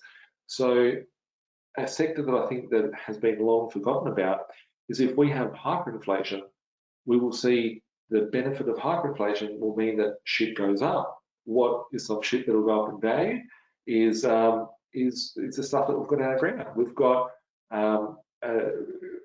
where people say, oh, China, they just make all our junk. We've got cheap TVs and all that. China just keeps giving us stuff. They deserve to be strong because they're the ones that are producing, right? Let's just don't get that wrong. They're producing stuff, so they're inevitably going to be strong. The US used to be doing that, but they don't produce anymore. They just consume, so that's why they're losing their position. But everyone looks at China and go, well, China's a strong one. Well, and they're the ones that we just, they just make our cheap crap and we get them to send it to us, whatever. If we really think about it, they get all their commodities from us, dragging the crap out of the ground. So we've got so much resources here that the world is going to need in the world that we go through. So yeah, with it, whether it be iron ore, whether it be gas, like, it doesn't matter what it is. People say, oh, gas, it's going to go out, we're going to have a green energy and all this sort of stuff. Like, I'm sure it will, right? But there's still going to be a need for it. It's still going to be very valuable. So these bits of commodity infrastructure that are out there, I'm very, very selective with what mining infrastructure that I buy. It started with properties, it goes into all different things, down to putting diesel bowsers into towns and stuff like that. I'm playing around with some of that stuff at the moment. So yeah, they're just a few markets that I see there's opportunities in. If you think about the cheapest, like I've talked about properties, average ones like 200, 250,000, $300,000 properties. But I said beforehand, I bought a house for someone today at $80,000, rents for $230 a week. Just break that down for a second, 80 grand, right? I'm not even going to break it down. I'm going to round it up and go 100 grand. 100 grand at say 3% interest rate is $3,000 a year. $3,000 a year divided by 52 is about $60 per week. If you bought a property for 100 grand, your interest rate will be paying $60 a week. If you're getting $230, and that could rise even higher, but that $60 a week off 230, that means that you've got $170 a week to pay for council, insurance, real estate fees, etc. There's still some sort of cash flow there. Those smaller end properties are getting dragged up in the market. Some of them have gone explosive. Like as I said, I bought out an orange for $50,000 and it's probably worth $400,000 now. I sold it at $200,000. Good luck to the buyer that bought it. I actually realized the buyer remembered, but knew who I was, and he goes, "Nathan, I watched your videos and I bought a property off you." I was like, "Oh, that's funny." But yeah, like that went up from 50,000. If you think these things can't happen, well, let's just report back in 5 years' time. I actually think that some of my strategies of what I do today will need to be different moving forward, and that's a part of evolving and a part of growing. And a lot of you guys in the community, you might have bought $3 million or $5 million worth of property, and those things go from $5 million to $10 million. You've got a lot of equity, you've got a lot of capital there. There's lots of cool things like, who knows what we can be doing in the future. We can put together our own little secret society that goes and buys up lots of farmland and becomes the next sort of community version of a big corporate. So there's lots and lots of opportunities. It all starts with doing stuff in your own personal position to get you to where you want to be. A lot of people might have that $5,000 or $3,000 VL Commodore. If you could sell it for $80,000, you can go buy yourself a property that will give you cash flow week in, week out, day in, day out, year in, year out. So yeah, just something to be aware of. Like if we have migration, we have the cost of rebuilding infrastructure is going to become very expensive. If we tap into existing infrastructure, there's actually projections, and these are like government projections. I share them with my investors when I send out properties to them. But there's views of that by the year 2036, I think it is, so it's only like 15 years away, that Brisbane, the size of Brisbane, will be the size of Sydney is today. So the upside of the growth and the potential in these places, like whether it's Adelaide, I hear of all these new freeways. Like people are laughing at places like Elizabeth and stuff like that, which is like the crappy areas of Adelaide. Have now got big infrastructure and big freeways coming straight through them. And those areas will be pushed all the way up. They could go up to 700, 800,000. And that's not that I recommend. I bought 3 properties there once, and I've never been there, never buy there anymore. I only did it once. Anthony just asked, bro, what do you think of the abolishment of property titles? I talked about it, but you're probably about half an hour late, so you need to get a copy of the recording and go back a little bit. And I did talk about it a few slides ago. And just think about like stories from your parents and your grandparents. And I've always listened to my mum. Like my mum grew up in Lane Cove in Sydney, and someone asked me beforehand where I grew up. I grew up in Parramatta. Everyone thinks I grew up in Mount Druitt. The media says that I grew up in Mount Druitt. I never grew up in Mount Druitt. I've never been to Mount Druitt until I was like 18 or 17 or something. No, it was probably about 16 when I went there, and I was like, wow, what's this place? But I just thought it was cheap property. But my mum grew up in Lane Cove in the northern suburbs of Sydney, in Sydney area. And I think my grandmother paid $2,000 for her house. And my mum, like one of my brothers, he met his missus, and they lived in Balmain. And when they lived in Balmain, my mum used to say, like, why would you want to live in Balmain for? That's a rat-infested scum hole of housing commission derelict shit. And her view was that Balmain was a shithole of an area. She literally believed that Balmain was a shithole of an area. If you went there, you'd be like, well, a studio is like $1 million. Like, these things are very expensive. But in her time growing up, you know, it was a shithole. So if you go back and speak to old people and then see what they have to say, you know, you'll start to see pictures and go, okay, well, if I was in your position, or if you were in my life today, what would I see in my lifetime by the time I'm your age? And you've got to start drawing these pictures and drawing conclusions, and hear people when they go, I wish I had done this, or imagine if I had done that, or I remember when I was a kid, etc. Just be mindful of that.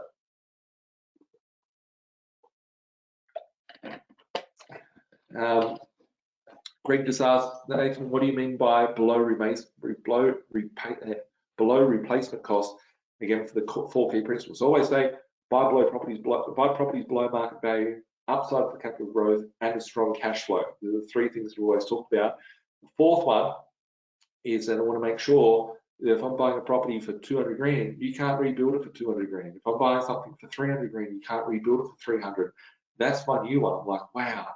Like, I did a unit recently for someone. It was like 220 grand. It's only 10 years old. The owner paid 300 grand brand new for it 10 years ago. This is in Brisbane. And I picked it up for 210, 220, whatever it was. And it was like, when I sent it to him, I was like, you can't build this fucking thing for 220 grand. Like, you just can't build it. So it's so cheap. It's below infrastructure costs. So yeah.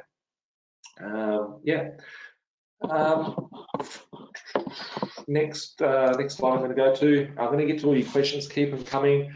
Fraser asked, should you buy your property portfolio? Should you build your portfolio in an ABN trust or individual? Personally, I bought my first sort of like 20, 25, 30 properties in my personal name that I started buying in trusts. Most of the large property portfolios that I've seen people do, they've had more flexibility, they've had better results for buying under their personal name. But consult with a good accountant that can give you structuring. A lot of accountants are shit. One of the guys that are watching here, I was talking to him today, and I was like, why did you buy your first property? Why do you have one property in trust? It's like, oh, the accountant told me to go do it. And I was like, sounds like they were trying to sell you a trust for the fun of it. So just make sure the advice it makes sense, because there's a lot of people trying to sell you the trust when you don't really need it. So yeah. What do I think will happen to other asset classes? Well, if everything is going to be inflated away, if the cost of everything is going up, like one prediction that I was kind of wrong in was last year, where I said that the stock market, I expected it would have crashed. I still believe it will, because it's overvalued massively. It's the biggest Ponzi scheme out there. Half the companies are insolvent out there, and they've got record highs. And why does it happen? It's because they just keep injecting liquidity into the system. They cannot let the system fail. If the stock market crashes, then everyone's super is screwed up. So the Ponzi scheme of the stock market, right?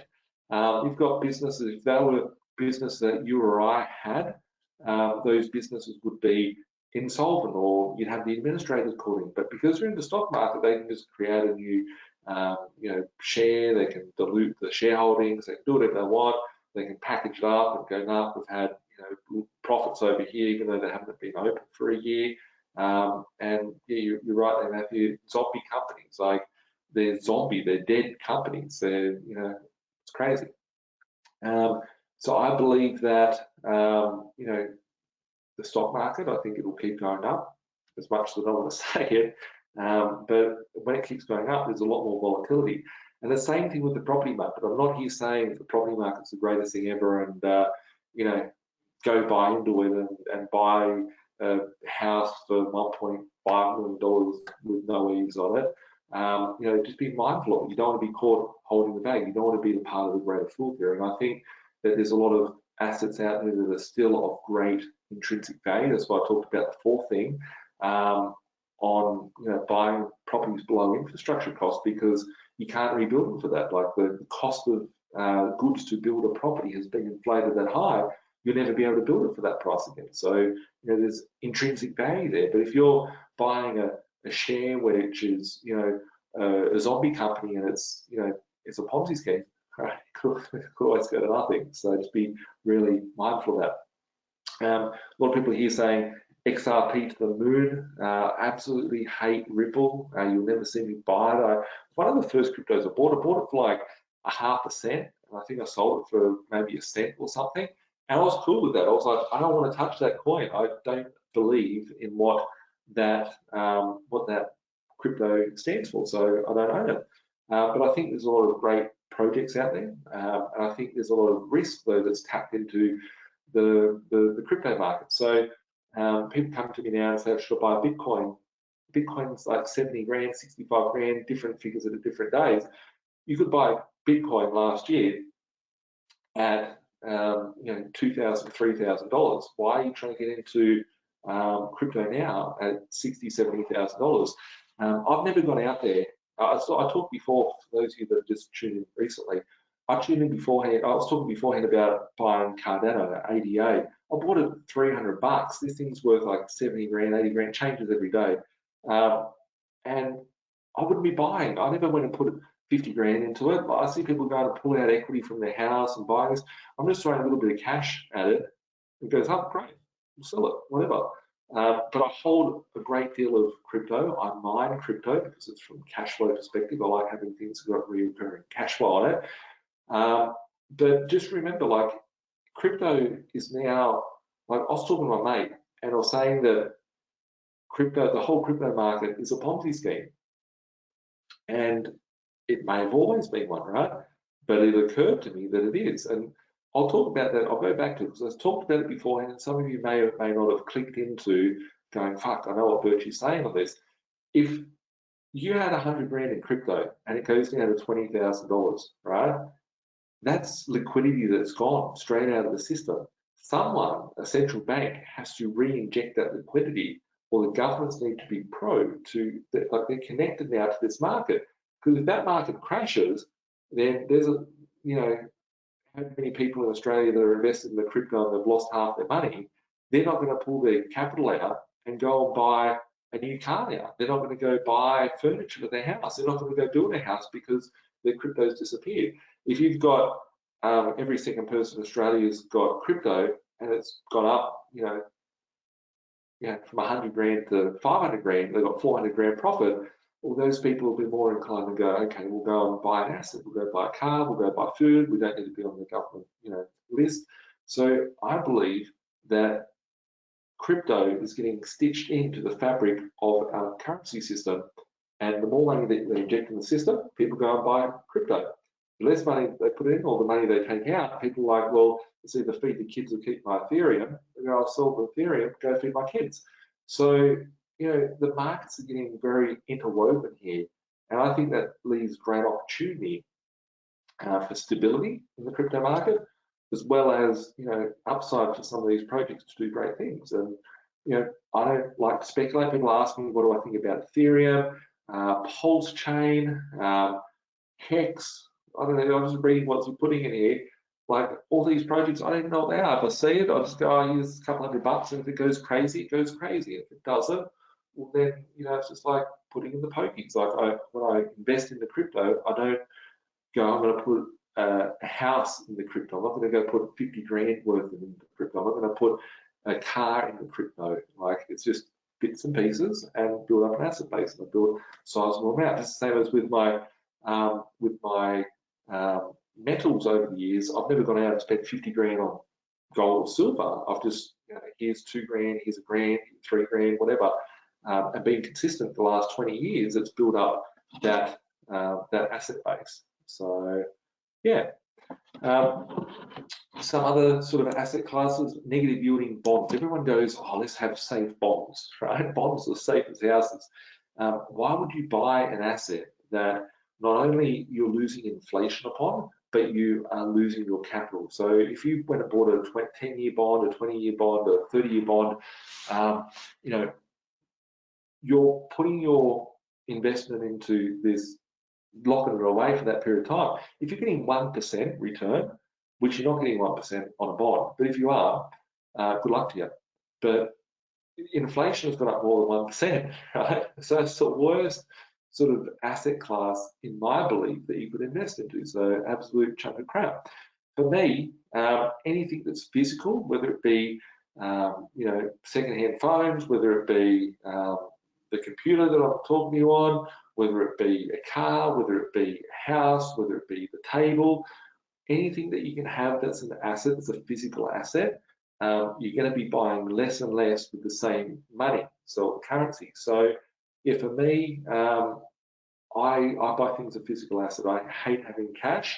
The things that I try to put my cash into, cash flow producing assets. As I said, I spend all of my money every day. I go to bed with zero money. I have zero money in my account, and I get rid of it.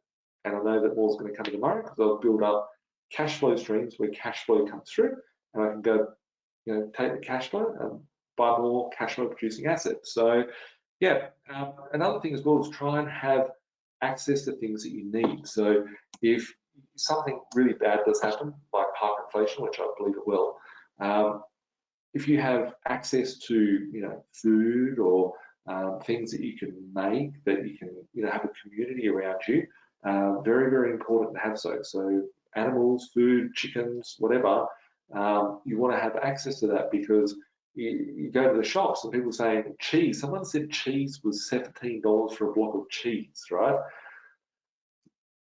Cost of everything's gone up. Cost of egg could be, you know, $100 one day in our lifetimes, and you'll be sitting there going, oh, going back 20 years ago, a packet of eggs was $6. Now they want $100 for the eggs. I can't even afford it. Yeah, so that's that. Oh, this is the second time I've seen it, Mike. What about buying industrial property? For me, I do have in my portfolio maybe about predominantly is residential, but it's built up in different segments. If I was to break it up, these are just some rough numbers. Maybe like 50% is strata property, maybe 40% nowadays strata property, maybe 20% housing, maybe like 10% like acreages and stuff. So I've got like in those areas in Sydney, like whether it be Kellyville or Box Hill or Pitt Town or Kenthurst, those areas have got you know, like 10 sort of acreages. So I've got acreage that I can subdivide in the future. Looking into other farmland, so like proper farmland where you've got like 1,200 acres or 2,000 acres, got a couple of them. Looking at shops, I've got a few shops. I haven't got any industrial properties myself. It's not something I've got into. And I've got probably 20%, as in sort of maybe 10% in hotels now. Yeah, so with it, I've got to ask them, why do I have so many strata properties? I started off with 100% houses in my portfolio. And then I realized when I got to 7 properties or 7 houses that I couldn't get a loan anymore. And I was able to get a loan for a little tiny townhouse. And then I found another one in the block and I went and bought that. And then I was like, hang on a second, how come I could have bought 2 little townhouses but not one house? And the 2 townhouses were more expensive. And Rose, who heads up my finance company, Zinger Finance, she said to me, Nathan, the reason being is that you've got 2 sets of cash flow coming through, and yeah, that cash flow is going to support the loan. And then at that point, I realized, it occurred to me that it wasn't what I wanted in my portfolio. It's what the bank wanted. So it's never about what me or you want in our portfolios. It's about what the bank requires from us, because we want the bank to give us the most amount of money. If we're going to see a hyperinflation, we're seeing just general inflation. That's why properties are going up. Would you want to take, you know, $1 million worth of houses to double to 2 million, or would you want to take $5 million of houses, townhouses, units, and villas in whatever areas and double that to 10 million. You'd want to take the largest amount of asset through a cycle. And I can see here, someone said strata properties have more expenses. Well, they do, but at the same point, like if you bought a house or you bought a strata type property, as I said, I've got about 200,000 square metres of land in northwestern Sydney. Those things are negative about $30,000 a year, each one, right? Those things have got land tax on them at about $20,000 per property in land tax. Some are like 10, some are 20.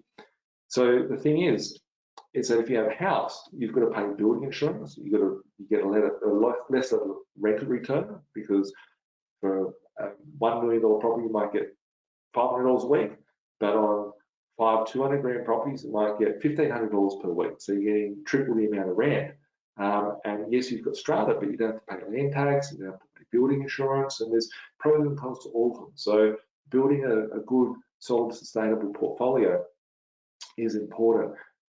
Thinking about the units, there could be maybe about 20%, 30% in that, because I forgot that I've got blocks of units as well in there. I didn't throw that out there. I was literally just, calculating it whilst we're talking. So yeah, there's blocks of units. There's all different things you need to have in your portfolio. But I always look at what's the property going to do for me. If you buy a commercial property, a lot of people say, oh, let's go buy a commercial property, you get a better rental return. I can get a better rental return in a residential property than what I can with the industrial property or commercial property.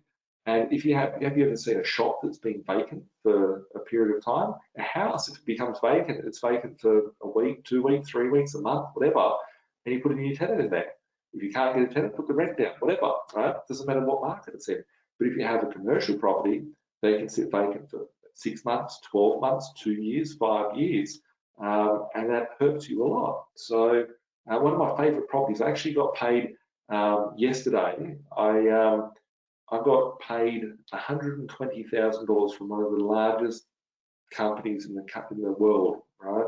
With one of my tenants. I built a substation for a company, for a telephone provider, and they run, it's basically funny, they run an old school version of 5G. They run like Wi-Fi network for their provider. It's one of the phones that probably half of you guys are on, my tenant. And that's my favorite property. I bought it going back about 6 years ago, 7 years ago. I bought it for 465 grand. I got 120 grand a year rent on it, but it was vacant for me for 2 years. And the previous owner had a video easy in it that was vacant for 10 years. So that property was vacant for 10 years. If I had bought that property, it would have been the shittest investment property ever if I had to hold it for 10 years. But yeah, with it, yeah, looking at, thanks, Caitlin, I just saw your text, thank you for the feedback, and thank you for sending over your parents and having confidence in what I do. I appreciate that. But yeah, with that property, if I had held it for 10 years with no tenant, it would have been painful. But that tenant for me will be in that property until I'm 50, right? So I've got another, I don't know, 15 years or so off that tenant in there is paying me 100 grand a year plus over 100 grand a year, year in, year out. So it's been great. But I only bought those weird properties that, at a point when I could, speculate in that. A lot of people try to buy a commercial property and they get stuck. You need to have a strategy. You need to have a system in order to get you to where you want to be. So just on a couple of other things that I see that could happen to other asset classes. One thing is business. Like one thing, like if the last 12 months or 18 months has told anyone given anyone clarity on anything, is that you can't rely on one income stream. If you are working in a job, how many people are working in a job? They lost their job straight away, overnight. See you later, 10 years, see you later. If you're working in a job and now your profession is forcing you to get vaccinated and you don't want to get vaccinated, well, now you've got a decision to make. Are you going to keep your job or are you going to leave your job because you don't want to get vaccinated? And that's personal choice. I'm pro-choice. So someone wants to get it. I'm not an anti-vax. I just don't want it. So looking at those choices, you need to have multiple streams of income. I think everyone should have at least 7 streams of income, and that's different streams of income. So it could just be something similar to, you have a job, you have a little side business, you could write an ebook, you could do something on the internet, you could have a full-on business, you could have real estate that brings in a cash flow, you can have shares that bring in dividends, you can have crypto that bring the returns, you can have many different forms of revenue streams. I think everyone should have multiple streams of incomes in multiple sort of areas. That's why a business called B.Invested is not called Birchie's Property Group or anything like that. I'm an investor and I invest in things. But I think that people should be considering having multiple streams of income, whether it be from a property, whether it be from business, or whatever the case may be. Something to be mindful of in the future, and you may not be thinking about this yet. Building industry's gone nuts, right? Building industry's gone crazy. But a lot of builders are going bankrupt because they can't afford to pay for all the parts, they can't find staff, they don't have land to build on, and there's lots of hurdles there in the building industry. The car yards, as soon as the car hits the market, they're sold. Right? As soon as they get a car, gone. The problem is that the car yard can't get stock, so they don't have the stock to sell to you. So that's meaning that there's a push up in price. They might make an extra $2,000 per car. But if they're selling half the amount of cars that they used to, that car yard can go broke. So if you're in a business with inventory, just be very careful with what you are selling, how you are running your business, and the inventory that you're getting out, because those price costs, those fluctuations could send you to the wall in that sort of time. So just be very mindful on that front. And just on the last note on business, I think everyone should sort of, if people saying, I don't want to get vaxxed, right? I don't want to have to go get jabbed. It's not going to happen. I'm going to have to leave my job as 20 years as a nurse, 20 years as a teacher, whatever the case might be, right? Like, think about what you can do alternatively, right? If you have a business, then you don't have to go down the same sort of rules as what the government may enforce if you were working for someone. So that could be the only sort of benefit, like not the only benefit, but like that could be an option for people doing stuff. So keep getting people ask me specifically in here, how do you protect yourself from it? How do I not get it, etc. Yeah, just be open to all different things. So I'm going to have a drink of water. I've got 4 pages of predictions and then some commentary, and then taking over the questions to you guys. And I think we've been on for 2.5 hours, so thanks everyone for spending the evening watching and listening and chatting. Predictions for the next 12 months, I think we all are clear that low interest rates are here to stay. I think we're going to see volatility, and this is something probably for the next slide, for the next 10 years, but I think it's important. I think we're going to see volatility in specific sort of markets. What would normally be, I don't have the chart because it's at the start of the presentation, but what would normally be like a 10-year sort of property cycle or market cycle could be more like a 12-month cycle. And I think that we're going to see spikes. It'll be more really, the spikes in property, you don't see the market crash overnight, like Bitcoin crashed 50%. Oh, it just happens, it'll come back. Stock market crashes by 20%, bam, we'll inject some liquidity in the market, and the prices rise in the stock market. In the property market, we don't see those volatility. We can see a little bit less stock, a little bit more stock come on the market, price sensitivity gets hit. However, looking at those periods, I think that we're going to see a 10-year cycle happen in 12 months, 2 years, and that's the wind-up of hyperinflation. As we enter into hyperinflation, we could possibly see 50 years of inflation in 10 years. So we will see spikes of markets. So it could be shares, crypto, metal markets, commodity markets, all have volatility. If you look at it, like iron ore smashed the other day, silver, gold got hit a couple of weeks ago. These things are having big levels of volatility, And it's just as we venture into these very choppy and turbulent sort of times. But if we're looking just at property, purely in the property front, I think that some of these, specifically areas like capital cities, right, whether it be Perth or Sydney or Brisbane or Melbourne or Adelaide, I think that there's a lot of properties that are around the cities that have been depressed. It's not, there's some areas that have gone up a lot, and then some areas that have been really stable, and you might pick something up cheaper than it was 5 years ago. Specifically units. I think we're going to see, as the cost of construction rises, as the land disappears for developers to build in, like a lot of those builders like Lendlease or Stocklands and all that, don't have any land to build on anymore. So they're going to change their model into things like building blocks of units. But when they build the blocks of units, they're going to need to charge $800 to $1 million for a 2-bedroom unit. Your red brick unit that's in a better block, built better, all that, will go up in value and get dragged up with it. So I think that we will see some of those depressed properties that are in capital cities, specifically units, will get dragged up in this next cycle. I think we'll see more activity in the mining sector, which we call.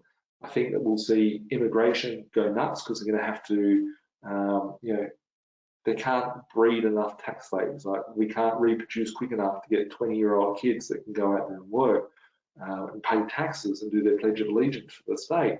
So we need to bring the migration in. We're going to have to import tax slaves to do the job and fill the gap of us in the country. So, yeah.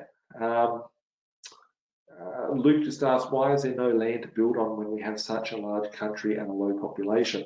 I'm talking about the infrastructure for the capital cities. You go outside of a capital city, you have to put in all septic systems, sewer treatment plants, all that sort of stuff, the infrastructure that's in place. But if you look at Sydney, you've only got out to the Blue Mountains, you've only got up to the Central Coast and down to the Wollongong area, and you're gridlocked via the Sydney Basin. You've got all these national parks and big hills and shit you have to drive over. So the thing is that you can't just go out and build more land. You could go 5 hours into a different direction, but that's why we're seeing the rise of these smart cities that will come in, which would be full on corporate. If we look at Woolworths or Coles or one of those stock listed companies, that anchor tenant in a shopping centre, that is, your government, state controlled communist retailer that controls you. Hunger Games is there, right? But we've also got, these smart cities will be those corporations taking it up a notch and then owning your house that you live in as well, and owning your streets and your neighbourhood, and dobbing your neighbour, and be a good person and get a couple of credits. You get a few, not shop at Coles and get a 4 cents per litre discount. Dob your neighbour, have a good credit score, you get a discount in the shop. Like your Woolworths rewards card will get, extra credits if you're a good boy, or whatever the case may be. Just be mindful, look in the future. Yeah. How's Parra looking for in a few years? Got a red brick unit. I love Parramatta. I grew up in Parramatta. I think there's good opportunity there, but I think there's a lot of areas like that. So when I say these suburbs and stuff, I'm not saying I'll go and buy out there. Like, I'm just highlighting some points. But most places that I buy, I don't talk about in public because that's my IP and that's what I do for my investors. So I buy these properties that are below market value and below infrastructure cost in these capital cities or regional areas. So yeah, I think that we will see a lot more volatility in the market, a lot more unknowns to the world that we live in. People were never aware of a lockdown, right? If you had told me that would be under house arrest or anything like that, I'm not. I walk the beach every day. I walk outside and go on the beach, and it's really good. But looking at lockdowns and stuff like that, that brings a lot of uncertainty to the economy, to people, decision making, livelihood to people. I think we're going to see, things that change. Like as we see, you will see the indications of these things when we have quantitative easing and quantitative tightening. Quantitative easing, everything goes up. quantitative tightening, everything goes down. So if they're printing, Steve, I'm going to try and do our map session. Maybe late this week, early next week. We'll be speaking. We'll be speaking very shortly, mate. We're trying to catch up and tighten out for quite a while. But we'll chat. Pat will talk to you tomorrow probably. We'll chat to Pat tomorrow and we'll organise it. But we're going to see, like, if you can see quantitative easing, you know that it's going to be fun times. If you see quantitative tightening, it's going to be bad times. Look out there for policy changes. It's going to mean, you know, good or bad. Whether they're going to print more money, it's going to be good. If they're going to take away money or make it harder to get money, it's going to be bad. Looking at what other things we'll see when lockdown ends, I think we're going to see a lot of people make large moves for lifestyle. You know, whether it be, you know, I'm fucking done with my 2-bedroom unit in Sydney. I've been trapped in this prison cell. I'm going to go to the beach where Birch is. I'm going to go to Queensland. I'm going to go to Perth. I'm going to go to the outback. Whatever it is that you know, thinking, you know, whatever you're thinking, that's what you're thinking. But there's lots of other people that are thinking all different things. So, you know, we're going to see people making these moves, and there's going to be new markets that take off. And with volatility, that's the best time for opportunity. When you've got volatility in markets, I don't think anything's going down. I think anything's crashing. I don't think whatever you can just throw money out there, right? This is the funniest thing about it. Every time you go on Facebook, right, I see all these scammers that are out there, and they're like, oh, property this, property that. And every second day there's some new scammer, something to watch out for, because I see it happening to our community. If someone adds you from a property company, they're stealing you from our page, right? They're trying to chat to you and all that sort of stuff. They might add you, they might like you, like add you as a friend or whatever, and try and communicate with you. Just be very careful of it. If they do, just go and give them a negative review and a dislike on their page and all that sort of stuff. So, what's the questions here? All these experts and these gurus that are out in the market, you can literally pick anything right at the moment and it'll go up. That's the market they're in. Like, pick anything, it's going to go up. But being strategic and understanding all the parameters that are around you, that's where the real wealth is made. The real wealth is going, okay, I know how to get all the money from the bank, so the bank will keep lending to me so that I can get more and more and more assets. The difference between 1 mil, if 1 mil turns to 2, that's cool. But if you've got 5 mil that turns to 10, that's even better. So how do you, structure yourself? How do you, navigate through these markets? So imagine what will happen after the borders reopen. People are going to be sitting there going, I deserve to have, thanks, Josh. Luke said here, even Steve Keane might say it's starting to go up. Well, he's obviously, he thinks he knows. Fundamentally, I think these guys that are the tinfoil hat guys, there's a lot of old miserable guys that they talk similar sort of stuff to what I do, but they're just miserable. They go, oh, everything's going to fall down, it's going to crash. But they don't understand how the central banks work. They don't understand how currency works. They don't understand how monetary supply works. They look at stats, but they're not looking at, the levers that they're manipulating out there. So, but imagine after lockdown and everyone gets released out of the house, they've all been vaxxed, everyone's walking around doing whatever they're doing. People, there'll be a couple of things. One, the border will open. You're going to have people fleeing into our country. We're going to have people fleeing into our country. It's going to be crazy. And it's going to be good because we're going to have more people in tourism. We're going to have more people in wanting to move here. So we're going to have more demand in that market, pushing it up.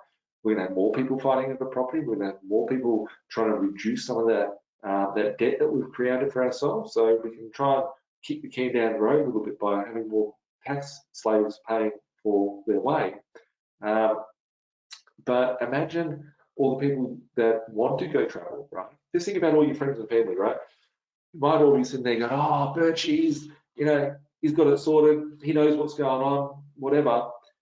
Surely his family would be really, really happy knowing that, let's get this shit sorted, whatever. I have the same issues. My family like, watch out for the virus, watch out for corona. you're going to die, but you get jabbed, whatever. I'm like, fuck, stop being brainwashed. I don't want to hear about it. All these people that you know, right? You may like Corona, you may not like Corona, you might go, fuck, like it doesn't exist. You may be hiding under your sheets at night going, I'm scared. And that's cool, respect it. But if you are comfortable with Corona, I am, and you know someone, whether it be your family, your friends, colleagues, whatever, how many people do you know? More people in your circle that are not scared at all, or more people that are scared of the fucking world? For me, I know lots of people, but heaps of people are so scared. I'm like, are you serious or whatever? But imagine people when they go, I've been released from my house. I'm going to go and enjoy my life. I'm going to take the kids out. I'm going to go do whatever. I'm going to go travel overseas. They're too scared. They think I'm going to get stuck in fucking China. I'm going to get stuck in the USA. I know someone that's stuck in the UK. They can't get back. They got jabbed. Go, no, I'm going to come back, but they can't come back because they're not allowed back. So, you know, people are trying to get back to their old life and all that sort of stuff. People are scared. So, what about? You're funny, Michael. I love it. Both of your comments. With these people, like when they get out, they're going to be like, yeah, I want to travel. What are they going to do? They're going to stay local. They're going to go national. They're going to go Queensland. They're going to go Perth. They're going to go check out the Kimberleys. They're going to check out all these things. So we're going to see so much activity. What about people going, I don't want to go stay in a bed. I'm scared. I'm scared of Corona. I'm scared of the virus. I'm scared of this. I'm scared of that. But I do want to have something. I've got a bit of equity in my house that's gone up. I might pull out 100 grand worth of equity and use it as a deposit to go buy property for, you know, $800,000 the weekend. They go buy themselves a holiday. They go buy themselves a holiday house. So what will happen to these markets when we come out the other side? People may not be buying. All the people that are scared of the world, they're probably scared of making financial moves. They're like, I don't know if my job's safe. I'm not going to go buy a property, whatever. Right? We're seeing all this growth, but we haven't even seen people with confidence yet. No one's got confidence. So looking at the looking at, you know, when people get out the other side, they'll be like, okay, well, I know that I didn't die, I've got my vax, I'm fine, I've got my vax passport, I'm fine, life's good, I'm safe, my job's safe because they've vaccinated everyone at my job, and now I'm comfortable to go buy a holiday house, and my house has gone up, strangely, it's gone up in value, I don't know how, and I've pulled out, I spoke to the broker, I pulled out, I can buy property, I bought an investment property, we can go spend our weekends there, whatever. Where are these properties? What are people going to do? That's where the market's going to go up. So look at these markets because there's going to be lots of growth that still hasn't even been considered yet. When the velocity of money and this currency starts really expanding out there, if you had a property that you bought for, I don't know, let's say you bought a property for $500,000 and you live in it, and it's gone up to $800,000. There's $300,000 in growth in that. If everyone had a fucking brain out there and had the capacity to do it, they should go and get that $300,000, get 80% of it, which would be 240 grand, and that'd be enough deposit so you could go buy another $1 million worth of property. If you bought $1 million worth of property at 2.5% interest rate, that's 25 grand a year, 500 bucks a week. It's cheap, right? You can go get $1,000 in rent. You've got 500 bucks a week in your pocket. People will start to see this. People will start to realize that their wealth has gone up, and then they'll go and, you know, expand on that wealth and expand on that wealth and expand on that wealth. But as that expands out, it's getting too big. You can't control it. Like at the start, I said, if you're driving at 5 k's an hour, swerve your car, you hit the gutter, so be it. Swerve at 20 k's, might hit the guard. Swerve at 50 or 100, you're going to fucking hurt yourself. You swerve at 200, you're flying off a cliff into a tree. Like that is where the financial market's at the moment. It's great. I'm never being so much happier. I'm not a sick and twisted sort of person. You know, I don't get excited by people for pain. You know, I feel sorry for people that are doing it tough, but there's so much opportunity out there. I've worked like a fucking dog to get my life in order. I've sacrificed stuff in my life, and they're all a series of choices, decisions, and actions. And I'm comfortable with it at the moment. So did I expect this was going to happen? There were some things I expected, some things I didn't. But yeah, having options so you can duck and weave and turn and move with markets. So yeah. Who remembers as a kid, this is a random one, who remembers as a kid a millionaire, right? Oh, I want to be a millionaire when I grow up. Oh, a millionaire, oh, he's worth so much. He's got like this, got like that, got whatever. A millionaire today, no one's a millionaire. Like people have, like everyone's a millionaire, sorry. Like a millionaire's nothing. A millionaire, everyone's got $1 million worth of mortgage against their house, right? That's the world we're living in. It's a debt-based fiat Ponzi scheme. We're stuck with cheap, easy, available credit. My prediction for the next 3 to 5 years, this is just like property related stuff. If you want to see bigger picture stuff, I did do last month's webinar. Everybody loved it. It was about the digital world that we're going into, digital currency, digital illusional wealth, and the scary stuff, but it was a fun, yeah. So yeah, just looking here, as I said, interest rates, I think they're going to be stuck. In the period of maybe the next 3 to 5 years, at some point, these guys at the central banks, the policymakers, are going to try and increase the interest rates, right? And this is going to be the fun part. So we're stuck at cheap interest rates. They're stuck at where we are at the moment. They're never going up. They can never go up. But if they do, and I believe that they will try to mess with it, at some point, I believe that they will try and increase interest rates, right? I believe they'll increase them. If they do decide to go down that road, the maximum that I see that they could go up is 2 increases of 0.25%, right? That would mean it would go up by 0.5%, and the whole economy will shit itself. It will freeze, right? And then they will have to drop it further and give even greater stimulus to get it back on track. And that would be tremendous. But I believe in the next 3 to 5 years that if things do start getting out of control with inflation, that they'll try and taper the credit market, which tapering it would be accessing credit so easily and readily, and increasing the credit requirements, similar to what they did back in 2016, as they cannot stop, the runaway inflation levels by manipulating interest rates. I think that over the course of the next 3 to 5 years, specifically the longer as we go on, the divide from poor to middle class will spread, poor to top end. The middle class will get wiped out and will be pushed to the bottom end. If you don't get that clearly, I'm just going to bring it down to another question. If the yeah, it's true. It's he said here that the kids' video games talking millions and billions. These numbers were huge when I was growing up, but normal for kids today. Exactly. It's worthless. The money is worthless. The money's being robbed. Everybody's being robbed. It's a silent tax. People are like, oh, I want to try and save some tax. I want to do this. I want to do that. I want to lose some money. I want to get some tax deductions. It's not about saving taxes. Hidden taxes there. If you understand how it works, you can capitalize on this shit like tenfold over. It's amazing. But I think that the middle class, right? Everyone goes to poor and middle class. Where I reside, technically, I reside in my body, but if I was to look at a driver's license, for example, which is at a property, it's not necessarily where I live in a different property that's similar sort of area. But if I was to reside in a specific area, I sort of border, $1 million houses, $1.5 million houses, but everyone like 200 square meters on the bigger blocks. I look at those people, and those houses have got rented cars, rented houses, have to work 2 incomes, trying to fulfill a specific position in life. And I'm not trying to be a dick by saying it, because I've always tried to be there. I grew up in that life, right? The thing is that would you class those people as being rich or too poor, right? They're trapped. They're literally trapped, right? Give me a shitbox house, give me a fucking car to sleep in, and give me my lifestyle, and I'll be the happiest guy ever.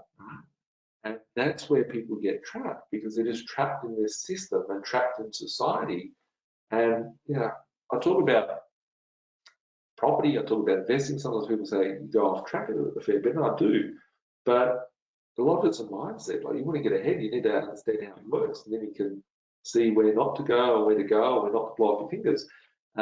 And progressively, year after year, these good people, which make up the majority, the middle class, you've got some that are mega rich and some that are, quite on the lower end of, earning ability and income and whatnot. And you've got the people in the middle. But those people's lives in the middle, they're holding on to a lifestyle and they're getting pushed to the bottom end. I don't know people that are rich. Who's rich? Who's rich? Even myself, I've got hundreds of properties, right? But I look at a shopping centre. I go, who owns that shopping? Who owns a big resort? I've got a big resort, like where I live here right now. Is a big resort, like 5 doors up. I'm thinking to myself, every day I walk past it a lot. That's why I'm all sunburned and shit. I walk past it and I'm like, wow, that's like 80 mil, 100 mil, 150 mil. I don't know what it's worth. I'm like, who owns that? I want to be that person, right? And it's like, but if you look at it, the middle class just keeps getting pushed closer and closer and closer to the poverty line. They have to go to their job. They're enslaved to their job. They're enslaved to everything else, and that makes up a lot of us. And that's I think that squeeze, unfortunately, will be taken up over the course of the next 3 years, 5 years, 10 years. That middle class has been hollowed out over the last decade. Like big time hollowed out in the last decade. It's going to get hollowed out a lot more in the next decade. So just be mindful of the choices. You want a nice car, go buy a nice car. Put on a loan, cool. That loan could buy you a property. That could be your ticket to freedom. So, how much income do you need to get out of the system? If the masses, I guess, if people wake up, they'll be sitting there going, I bought my house at 500, it's worth $1 million, I'll go pull out 200 grand, go buy an asset. The asset goes up more than what I could ever earn. People realize that their properties would earn more than what they could, they go buy more. But they're too fearful of it. They're designed to go, okay, well, I must get a job, must earn an income, because that's what the system has told us. Go watch TV and, they'll brainwash you into some consumeristic shit. Think about back in the 80s, you had the Ab King Pro, and now you've got, all these married at first sight influencers that are trying to sell all their crap on TV, right? That's what it is. It's like an ugly thing. So if you were smart and making smart decisions, you could push yourself to the upper end of the middle class as it separates, or you can keep yourself in the middle class and get ripped the threads and pushed to the bottom end. So yeah, work out, as I said before, like if you can see that currency is getting printed, money is fake, it's just cheap, easy, available, readily available credit, and everything's getting inflated. I'd rather use that credit to go buy as much shit as I can, and that's why I think that as much stuff that I can take through this time, the better off I'll be. As I said at the start, my mate Dan, my ex-business partner Daniel, was sitting there and I was like, fuck man, like these things we bought for 150 and now we're 750. We used to say, like, go buy 10 of them, they double, sell off half, pay out the other half, you've got 5 properties unencumbered. If you hadn't held it this long and been strong enough to hold on, right? How many people bought Bitcoin at $200 and it's now 65,000 and still hold on to it? Most would have sold it at 1,000, 2,000, 5,000. But the same with the property. So with these properties, if we bought it for 150, sold it for 750, we could buy 7, sell off 1, pay out the other 6. Who cares if you lose 1? You've still got 6. You've got no debt. So you need to have a strategy for your portfolio. I've got a question here that Ben asked, how many properties do you think you will keep you in the upper end of the middle class? I think about what survival is now. Survival is like 100 grand in today's currency. Survival is 100 grand. 100 grand is $2,000 per week worth of income. $2,000 per week. If you're earning up $2 grand a week and you have to go hop in the car, get a job, get jabbed, whatever you're being told that you have to do in order to earn that currency, well then that's what you need to do. If you could have that passive, then that would be great. If 2 grand a week is $300 a week divided by 2 grand, you need like 7 properties in today's currency to survive. So that's why I think everyone should focus on getting 10 properties in their portfolio minimum. The more you get, the better. But if you can get 10, take it through a cycle, get inflated away, your debt's worth nothing, your rent's go up tremendously. All the properties in the Gold Coast, like most of the stock that we rent out in the Gold Coast, have gone up, 50 to $100 a week in the last year. I was in the car with one of my mates, Kane, on Australia Day. We were driving, and we were looking at his portfolio. I gave him a portfolio review as an investor of mine, and gave him a bit of a review on his portfolio. I said, no, we're going to put the rent up on this one by $60, this one by $100. I think one he put up by 110. 6 properties, I think, went up by like 50 to $100 a week. Instantly gave himself a pay rise of like 25, 30 grand a year. If you're in a job and you're on 80 grand a year and you're working for a big corporate, and you have to go to your boss and go, oh, please, can I have a pay rise? Can I have, 3% CPO, not a 1%? Can I please have a 3%? I remember I used to work for corporate. It was my job before, and I used to wear a tie, cufflinks. I had to give a shit. I had to fit into that system. At that point, you have to go and beg and go, oh, can I please have a CPI increase? It's like, why do I want to beg for someone for 2 grand a year? It's not even worth it. I'm not going to allow myself to do that. But in your property portfolio, you can just send off a few emails and go, we'll push the rent up by $50 here, $20 there, $30 there, instantly giving yourself, a 10 grand a year pay rise, which you don't have to work for. It just happens week in, day out, So you need to build an asset position that's going to take you through this cycle. How it will happen will be from currency creation, shitloads of immigration and migration into the country. That will push up our property prices. It will mean that we'll need to produce more property. It means that the higher cost of construction will mean that people that are coming later, the greater fool theory will just keep popping up with more people filling up this system, and then our properties will get dragged up in that. I think in the next 3 to 5 years as well, we'll have more totalitarian, communist government regimes. I think some people, as I said before, will be very poor. They're in middle class now that get pushed out. And I think that we will lose eventually our currency. Our currency probably won't die in 2021, probably won't die in 2022, probably won't die in 2023. They're going to phase this out over the next decade. We're going to a digital currency. And if you watch my last week's video, it is not Bitcoin. It is a central bank digital currency, and it's going to be ugly. So as we go through that cycle, you want to have more control of your life. Like no other time that I ever felt alive have I felt you need is more important for you to have more control of your personal life. It's got a question here. United Australia Party thoughts when they get in, even proven to be more popular than Liberal and Labor. They're all communist. Like if there's 2 puppets, you've got 2 parties, left or right. Yeah, which one do you want to take? Right? It used to be like, oh, Liberal, Labor, right?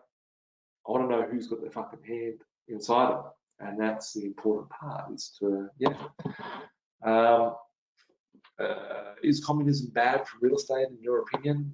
We're sort of communist already and it's still okay, but it could be very bad. Just depends. That's probably more of a 20, 30 year sort of question, but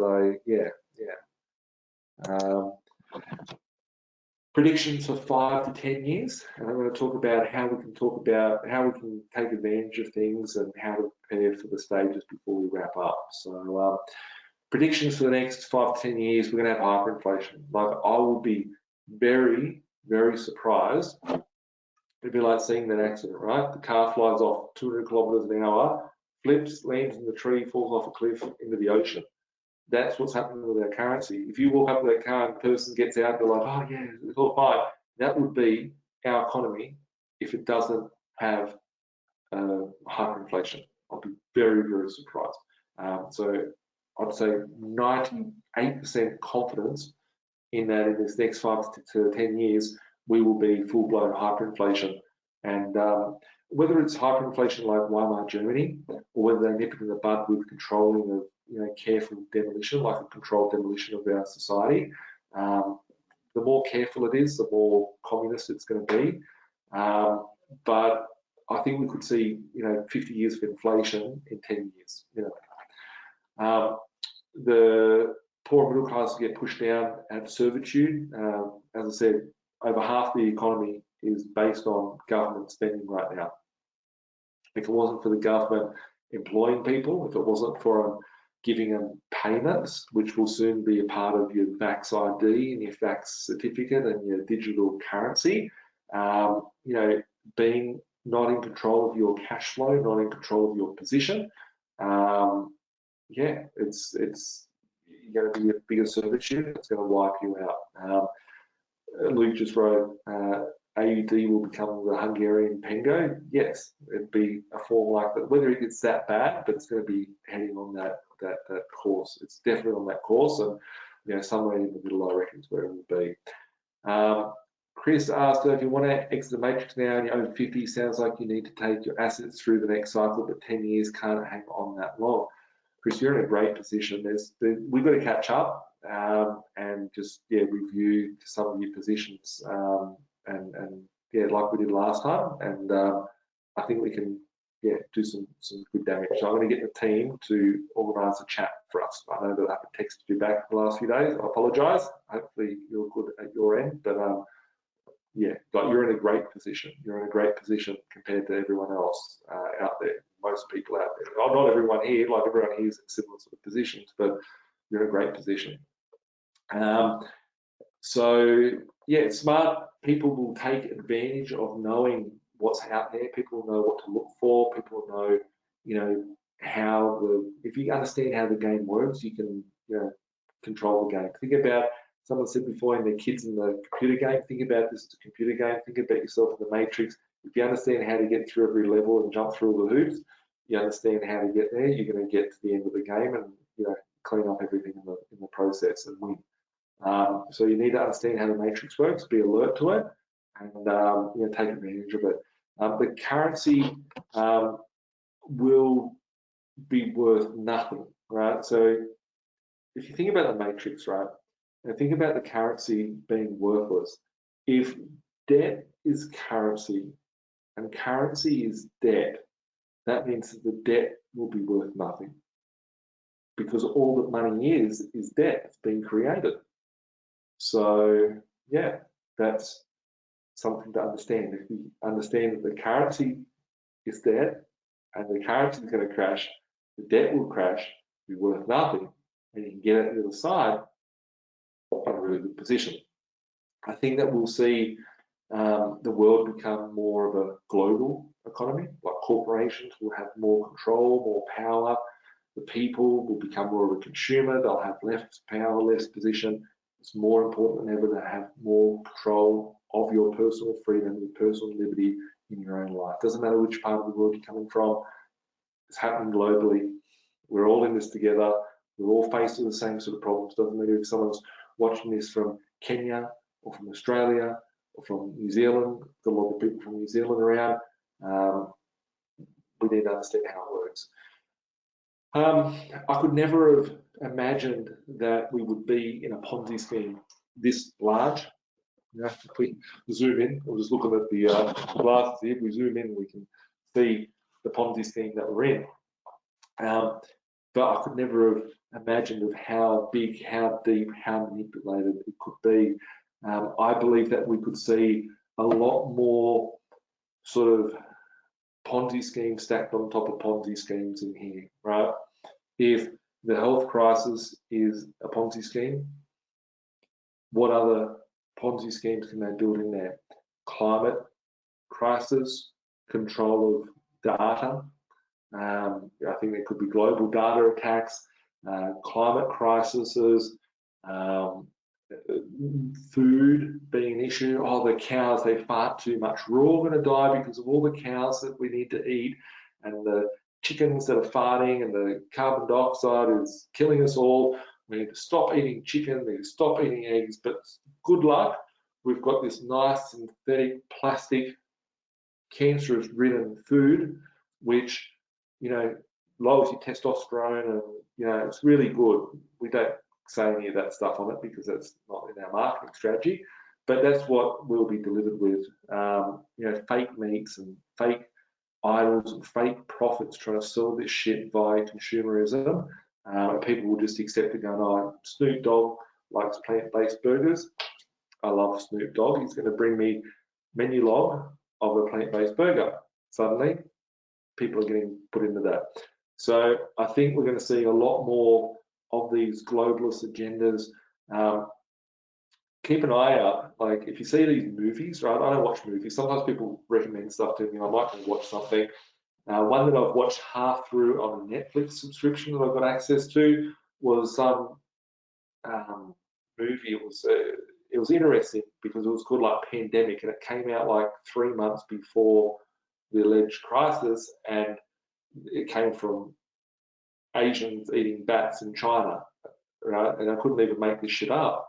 That how was this documented 3 months before it happened? So if you see videos, like they talked about vaxxers, they talked about the multiple vaxxers, constant vaxxers, who's the propaganda? It's made up like, oh, this guy's a nice guy, whatever, but they're fully in benefiting from everyone getting jabbed. So yeah, that's keep an eye out. Climate issues, meats and data and security and online control is something that I think will be very big. And as you look at that, like you can make choices and decisions based around your own personal life by going, okay, I want to get my own veggie garden. I want to get my own, I want to control more of my life. Like people don't have control of their life. People, wish they did, but they don't. So yeah. And I think as we get on to the later parts, like when we head into the 5-10 year stage, and it will be very evident at the later stages of this that interest rates will rise. And I don't mean like they might go up 1%, like interest rates might rise 10%, 20%, right? But that won't happen until a Big Mac meal is $1,000 and a house is worth $30 million, but it's really just a 2-bedroom unit in Western Sydney. If it gets to that point, we would see interest rates rise. So the only time we'll see interest rate rise is when our currency is basically dead in the water. It's been raped and pillaged and thrown in the bin. That's the only time we're going to see big interest rate rises. If interest rates rose by 1%, everybody would die. The government would die because they can't afford to pay their debts because their debts are too high. Everyone that's taken out cheap credit will die, and it will wipe out everybody. So if it wipes out everybody, it's no good for the controlling parties. They need to keep this party going on, sort of wipe them out as well. So there'll be a point where you can see that they make specific moves and they pay out their debt positions, and you can see what happens to the bond markets, which that would be the indication of, okay, we're at the end of this party, the lights are turned on, everyone's going to see there's new music, no chairs, and the lights are on, and everyone's going to go, what the fuck just happened here? That would be, maybe 10 years down the track. That would be probably around the 2030 time frame. So that's what I see happening in that period. How can you take advantage of things and how to prepare for later stages? I think having access to assets is important, whether it be property, crypto, shares, whatever. I don't even like saying shares. I don't buy shares, don't own shares, but if you have to, go buy old cars, go buy something that is of physical, tangible assets, diversify. I have no cash, right? If I had $1 million in my account, and I'd never have it, but if I did, and I had to spend it, or all gone, and there was like $350 left over, I would take that $350 and do something with it, whether buy 10 ounces of silver, whether it be buy some crypto, and I'm well diverse across all different asset classes. And the reason being is that if you want to go sell gold or silver, it's going to be very difficult to do so. So not very difficult, but just depending on what it is that you're buying. I don't have a spare change chart. I don't have that, Matthew.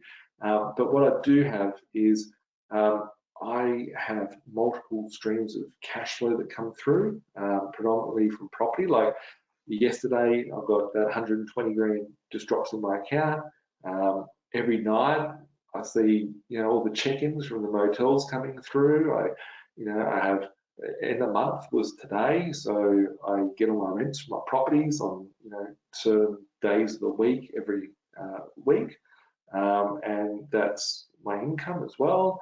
So I've got cash flow coming through, but also if I needed liquid cash, I don't put it into a bank account. Right? I don't want it in the bank account. I'd rather put in the crypto. If you put $1,000, as we talked about beforehand, if you have $1,000 you earn this week as an income, that $1,000 is never going to buy you what it does today ever again in the future, because everything's gone up. How much is bread rolls? Go to a bakery. Go to a nice bakery. How much does Baker's Delight or whatever charge for a bread roll? How much are they? Right? I don't even know. I don't know that much, but if that's like not the greatest, right? It's a franchise. What about if you want to go to an artisan bakery and get some nice organic rolls or whatever, some sourdough? That's going to cost you like $3 a roll or whatever. So, it's never going to buy you what it used to. For me, I have crypto, and that's my liquidity. That's, for me, like, if it goes up, cool. If it goes down, I don't care. But I just put little bits into it, like $300 here, $500 there. And that's no advice on the go buy crypto, but it's like I'm diversified. So have an asset position, have a plan, have a strategy. If you should have 10 properties in your portfolio. That would get you through to the other side. 10 properties with today's rent. The debt will get paid out from it. So you need to build assets. Have a strong understanding of how things work, which I think, there's 200 of you on. There's still like 2/3 of everyone that was here beforehand. So thanks a lot for sticking in. You guys, whether it's just one little thing I say that you go on, no crypto for me, no trading of a coin. But yeah, like if you're educating yourself, like have a strategy, consider your plan, question the world. There's not enough critical thinking and free thinking people out there anymore. Think about your plan, like how many assets do you need to replace income? How are you going to afford it? How are you going to get the capital? How are you going to get the debt? When you do get the debt, how are you going to retire the debt in 5-10 years time? Can you build other streams of income other than just your job? What can you do to work on today? What can you do? Can you set up an Amazon store? Can you do something that requires minimal amount of work but having a passive sort of income stream coming through? Having access to capital is important. If I ever needed something, I could go access it. But having it sitting there in cash, I don't like it. I hate cash. Cash is trash. And yeah, think about like how things work, how we're told that things work, like in our opinions, like you've got to save, get a job, debt is bad, all that sort of stuff. Yeah, how things used to work, things don't work like that.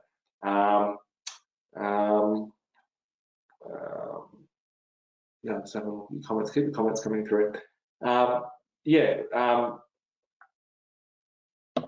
Your thoughts on how debt worked, on how money worked, it isn't what we're taught. It's very, very different. There's so many layers upon layers and layers upon layers of deep shit out there. And I don't go to every corner of it, but I just acknowledge it. I'm like, oh, that's good. I don't need to stop past there. I don't need to look. I'll just keep walking. But I saw that on the way through. And, on your journey, just, just throw out all the old opinions and how things work. Are you using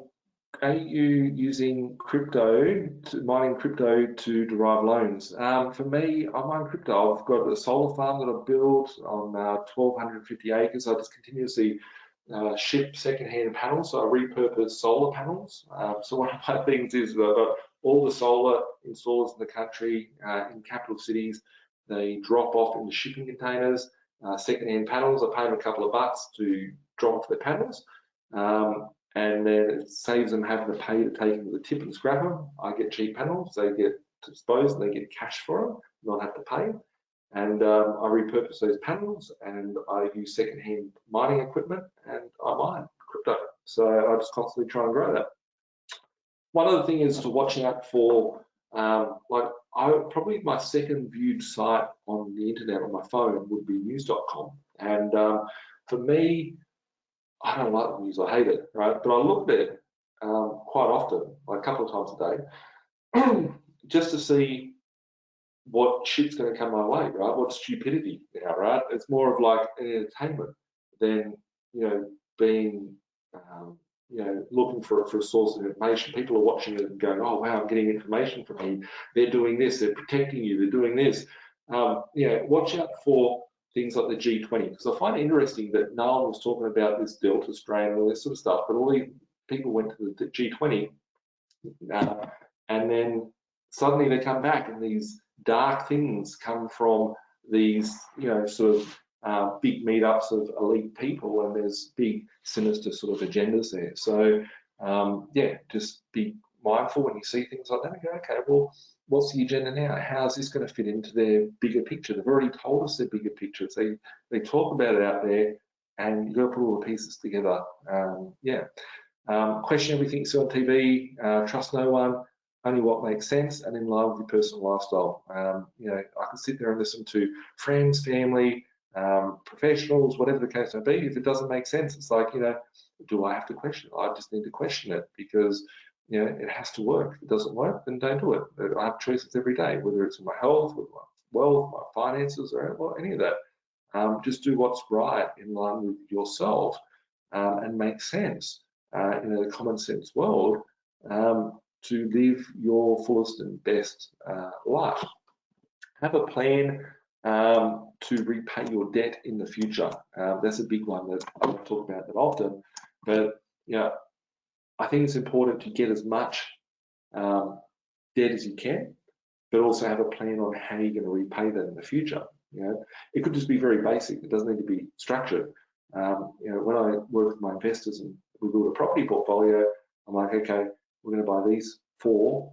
We might sell this one, and when we sell this one, you know, look at it in the future. If we have to sell one, maybe we'll sell this one because it could be, you know, could go up from 100 grand to 300 grand. We could sell it off, take the profit, and pay out 2 of the other ones. Have a bit of a strategy there as to how you would, in a worst case scenario, pay out the debt, because then you've got to factor in risk minimization and eventually an end goal. In my portfolio, I always thought my properties go up from 150 for those shit boxes in Western Sydney to 300. I could sell off, pay down my debt. I never did it. I was like, this is great. I don't want to sell it off. So I just kept them. And then, you know, these things now are worth 700, 800 grand. I don't have to do anything. I just keep them. The rent covers everything. They're still positive cash flow. They're paying themselves down. The mortgages have turned from interest only to principal and interest. One day it'll pay itself off. I'm not interested in paying off the interest, but my rents have gone up so high, they've already been inflated so high, just leave it there and let it do its thing.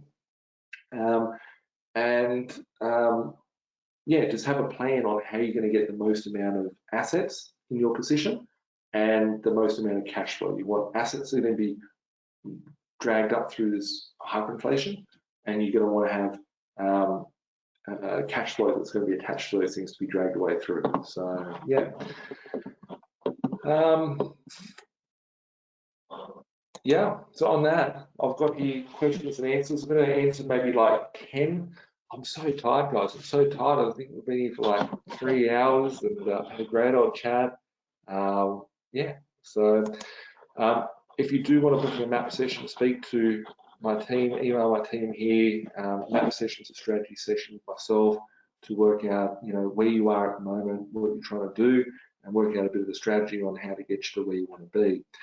So just reading through some of your comments here. I need help, just got an offer on a block of land I own, want to buy an investment property that has cash flow so I don't have to get the jab. It's good. A lot of people are thinking like that. Yeah, I don't know. There's so many parameters and I need help. Yeah, I don't know the answer to it because there's many parameters there. Matthew, do you have any jobs going for us that don't want to get the jab? Email my team on HR@B.Invested. I've got all different jobs out there. I employ a lot of people. I need a lawyer at the moment. I need a couple of lawyers. We've just got so much work over at my law firm over at Zenith Legal. So if we know any lawyers that don't want to be jabbed, I'm not going to force anyone to get a jab. If you want to, you're free. You've got your own body. Do what you want. Do as you please. Yeah.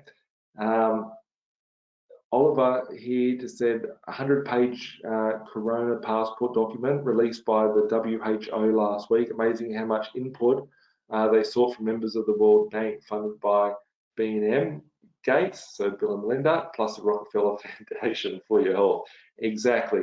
You need to look deep into, you know, who is putting out this propaganda, who's trying to have a say over your life, what's their agenda, and yeah, just look after yourself in the best interest. Make, you know, common sense sort of decisions. For me, I'm not out there trying to go to a nightclub. I'm not trying to go out there and get coughed on and have people spit beer at me whilst they're talking to me. I'm not trying to be in large crowds. Now, is there a sickness? I've always said there probably is a sickness. I'm not denying that there's no sickness, but do I need to be jabbed? Do I think it's still a scam? 100% I do, and there's, you know, it's not something that's for me. So, you know, I'll make my own choices. I'll just, you know, live my own life and be around myself and, you know, those that know and care and trust and all that sort of stuff. So, you know, it's there's a lot of people that are being forced into certain things. If I'm better saving money in my savings account for a deposit or investing it and pulling it out for when I have enough? Now, this is a good question. Like, I have people come to me with like 25 grand and they buy a property with that. So you don't need to necessarily have 100 grand to go buy a property, but if you had 25 grand, that's a 20% deposit plus closing cost on a $100,000 property. If you go take your money and put it into something like crypto, you could have double your money next week and then have half your capital the week after. So it's, yeah, I wouldn't suggest going putting your whole life savings in the crypto. Like, crypto is always something to go, you know, if you're going to put 50 bucks, 100 bucks, whatever, like just a little bit here and there, but not anything more than what you're willing to lose. Lisa, is your digital currency webinar from last week available to rewatch? Yes, if you'd like to watch that, you can get all these videos by reaching out to my team. Just send an email over to admin@binvested.com.au, ask them for a copy of the webinar, and they'll be able to send you the link to it. It's just a link, and you can have a look at it and watch it. But it was, I think it was well received, and a lot of people, yeah, liked it. So,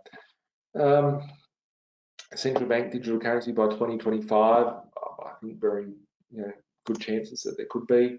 Bro, what do you think of the, you already talked about that one.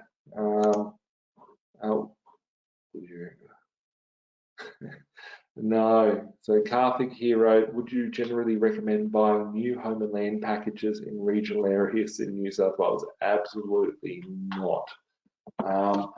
Like, that'd be like the worst of the worst investment. I don't like buying home and land packages to start off with because they're overvalued. Like, when people are buying these home and land sort of deals, people are, you know, making like a $50,000 or a $70,000 commission for selling one of those properties, those dual key and all those sorts of things. There's so many backhanded deals. People are getting money for, yeah, for selling you those sorts of things. I'd rather be buying properties that are below infrastructure cost. You can't do that. You're paying overpriced when you're buying those sort of things.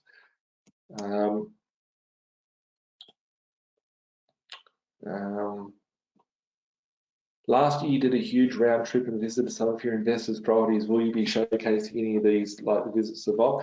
Yeah, look, I will actually. I find that, like, I drive through all these areas all the time, but the problem is that I never have time. I'm always busy. I'm on the phone, having a chat with someone, whatever the case may be. So that's the problem. But I will do, like, when I do it, I normally type in to do, like, say 50 or so. Yeah, recordings of them so that I can, you know, showcase their properties. But there was a lot that I took videos of there, and I was actually thinking about recently doing a whole new version of the vault, just like, you know, on a video, somehow, like just like we're doing here, slide through all the properties and just do one at a time, explain what the deal is and who bought it, what happened with the deal, how they made money on it. But Luke, with your property, that one that we got for you, just a bit of heads up, that one I think we should be able to get about 350 now from a reval. So you should have like 100 grand in that. Just an equity. So I might go out to your property and do a video out there, mate.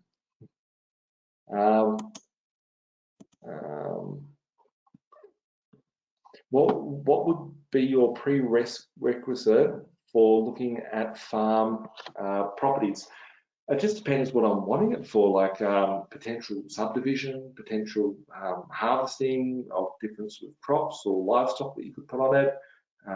Just speculation. Like the ones that I have in Sydney, like 5 acres that like they're things that are bought for like 1.5 mil, and now worth like 3-4 mil.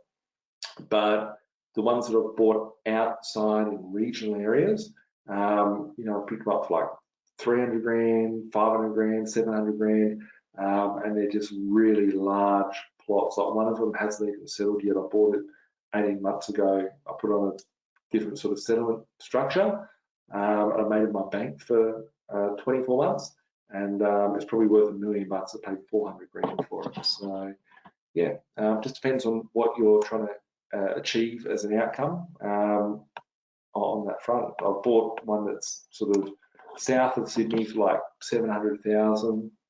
It's on about how big is that one? It's about 100 acres. So yeah. Will this be recorded somewhere? Yes, it's recorded. Just email the team, admin at binvested.com.au. Patrick, you said dog shit wrapped in dog shit. That is the financial market. If you've watched The Big Short, you'll see that we are in that. As for my confidence, it has never been stronger. You've never seen me so happy. You've never seen so many of opportunity. So there's so much opportunity out there. Never been more excited from what I see there. I'm currently involved in a Box Hill subdivision. What do you think of Box Hill? Love Box Hill, but that's the suburb I talk about that I drive past every day. I may or may not live around that area, or may or not may live on 10 acres there. But I actually bought land in there, and I did an estate that was $1,000 a square metre. We bought land at $400,000 for 400 square blocks, and some of my investors sold their 500 square blocks for $950,000. So, in the previous sort of markets, I thought that it was good value, but now, there's the price, the risk and the price is getting up there quite a bit. But if we compare area like Box Hill compared to something over the other side of Windsor Road in Blacktown, instance, then I prefer to have Box Hill because it's in the Hillshire Council. But it just depends, like are you going to live in it, or what's the purpose and the outcome for it? So there are a few things you need to be asking yourself. How long has it been since you quit that lifestyle? What's your transition from your corporate job? So it's a good question. No one's really out for asking me that. I quit my job in 2009 in the middle of the GFC. I was 24 years old. I worked 2 full-time jobs from the age of 17 to 24, so 7 years. The maximum I earned was about 110 grand a year, and I was working out 2 jobs. My transition was I quit my first job. My second job, I had 2 jobs. One was a corporate one was working in the pub. I was like front of house guest, sort of looking after the people in there.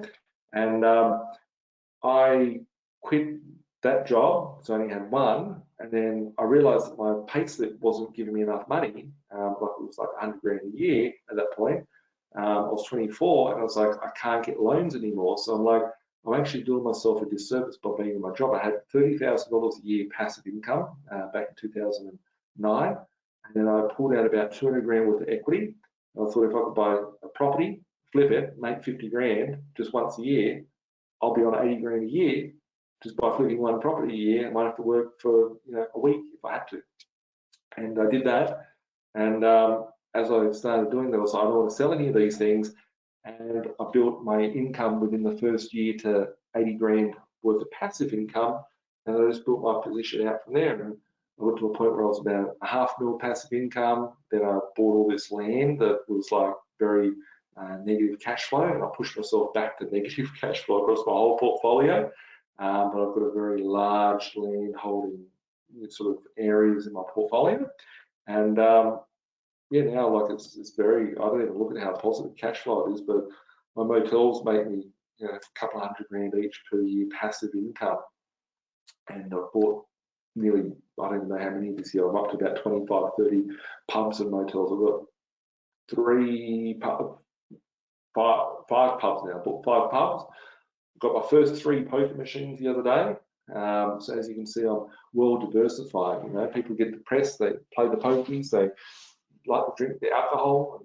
I drink water, they drink alcohol. Good luck to them. Someone's going to own them. So yeah, so I invest in all different things, but I just keep transitioning and trying to improve my life to be in the best version of myself and put myself in the best position of my life. So that's what we should always be seeking is how can we, you know, if you're not happy with where you're at today, and I'm never happy. Like I always want to keep improving and keep pushing and growing and learning and adapting. And you know, if you're not where you want to be, then you can, you know, sort of make choices that it won't happen overnight. Like nothing that I've ever done has happened overnight. It's just a gradual progression of being able to have more and more options and more choices of freedom. So yeah. Luke just asked, we used to see you in the mainstream media a lot. Are they still approaching you, or have you just actively avoided them? They still do, but I avoid them. So I used to be, for those of you that maybe new around here, I used to be on TV. I've been on TV over 100 times, and I've been in written media on all the news sites and that, probably about 100 times. And I said some stuff that was out there maybe about 4 or 5 years ago when I started saying about the global financial depression. We're going to see the biggest depression. The RBA is a scam. Everything's a scam. And it was like a big hidden hand that never showed its face that slapped me. And they wrote an article. Actually, the APRA wrote an article saying that I was going broke and getting sued and all this sort of shit. I never got broke. I never did anything. But it was very interesting because I'm like, the media didn't like what I was saying. Right? And it's like there was an agenda, and I felt like when they put me in the media, they made me look like the dumb guy from Western Sydney. If this dumb guy from Western Sydney can buy 30 properties or 50 properties, you can too. And it's just like, who's putting these ads out there? Who's writing the content? Who's putting the script together for this sort of stuff? And I realized that the media is a scam, and I've been in the media so much. I used to work, when people ask me my corporate job, I used to work for News Limited. I was in corporate, I was in media, and I managed some media outlets and did stuff around that. And I just see how much of a scam it is. So I choose not to be there. I don't need to.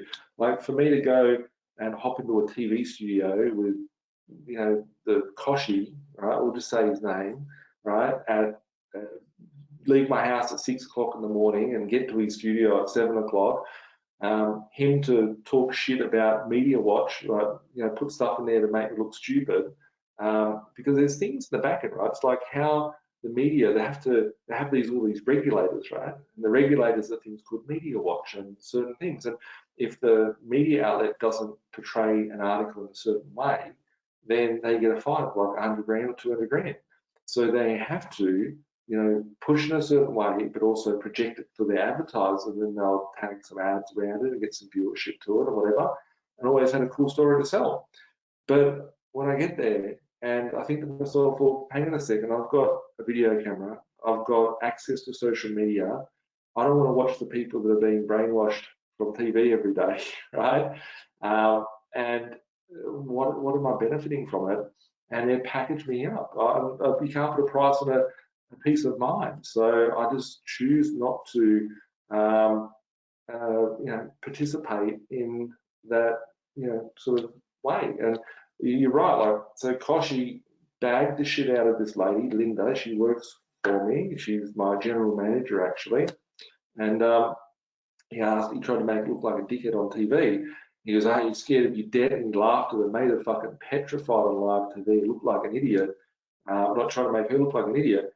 And like her position, she lives in a castle. This guy rents a property. I know the property lives in. He doesn't even pay for stuff. He's like, you know, it's like people know where he lives. I know where he lives, right? So it's like, yeah, like he can get up at 7 o'clock. He can get up at 3 o'clock in the morning, go to his job, and he's got his own businesses with his own vested interests. So we all know, you know, certain things that go on out there. So it's, but I've got a lot of. Some of my investors and some of my clients are actually Koshi's bosses and other people that are in the media. Like, you know, I've got a large network of people in the media that I can pick up the phone to any minute, and I get texts from on a daily basis. And I just choose, you know, I'm at a different point in my life. Like, if we talk about the Rothschilds and Rockefellers and bad dudes in the world, like they're fucking evil, but they don't show their face. I don't need to show my face. I don't care about it that much anymore. Like I've got my own things I'm doing and I'm cool with it. So yeah, this is a bit from me.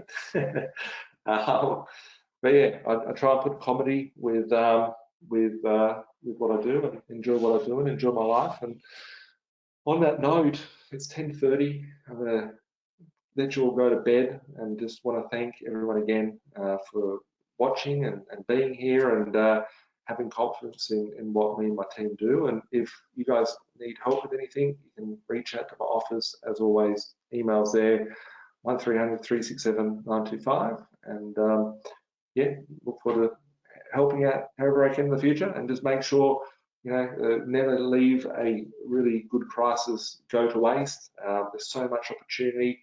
I'm so excited. I've never been so pumped in my life as what I am today, because, you know, just the opportunity. I literally feel like Neo in the Matrix. There's just so many cool things to do. So yeah, awesome. Have a good evening, guys. We'll catch up soon, and yeah, keep being cool.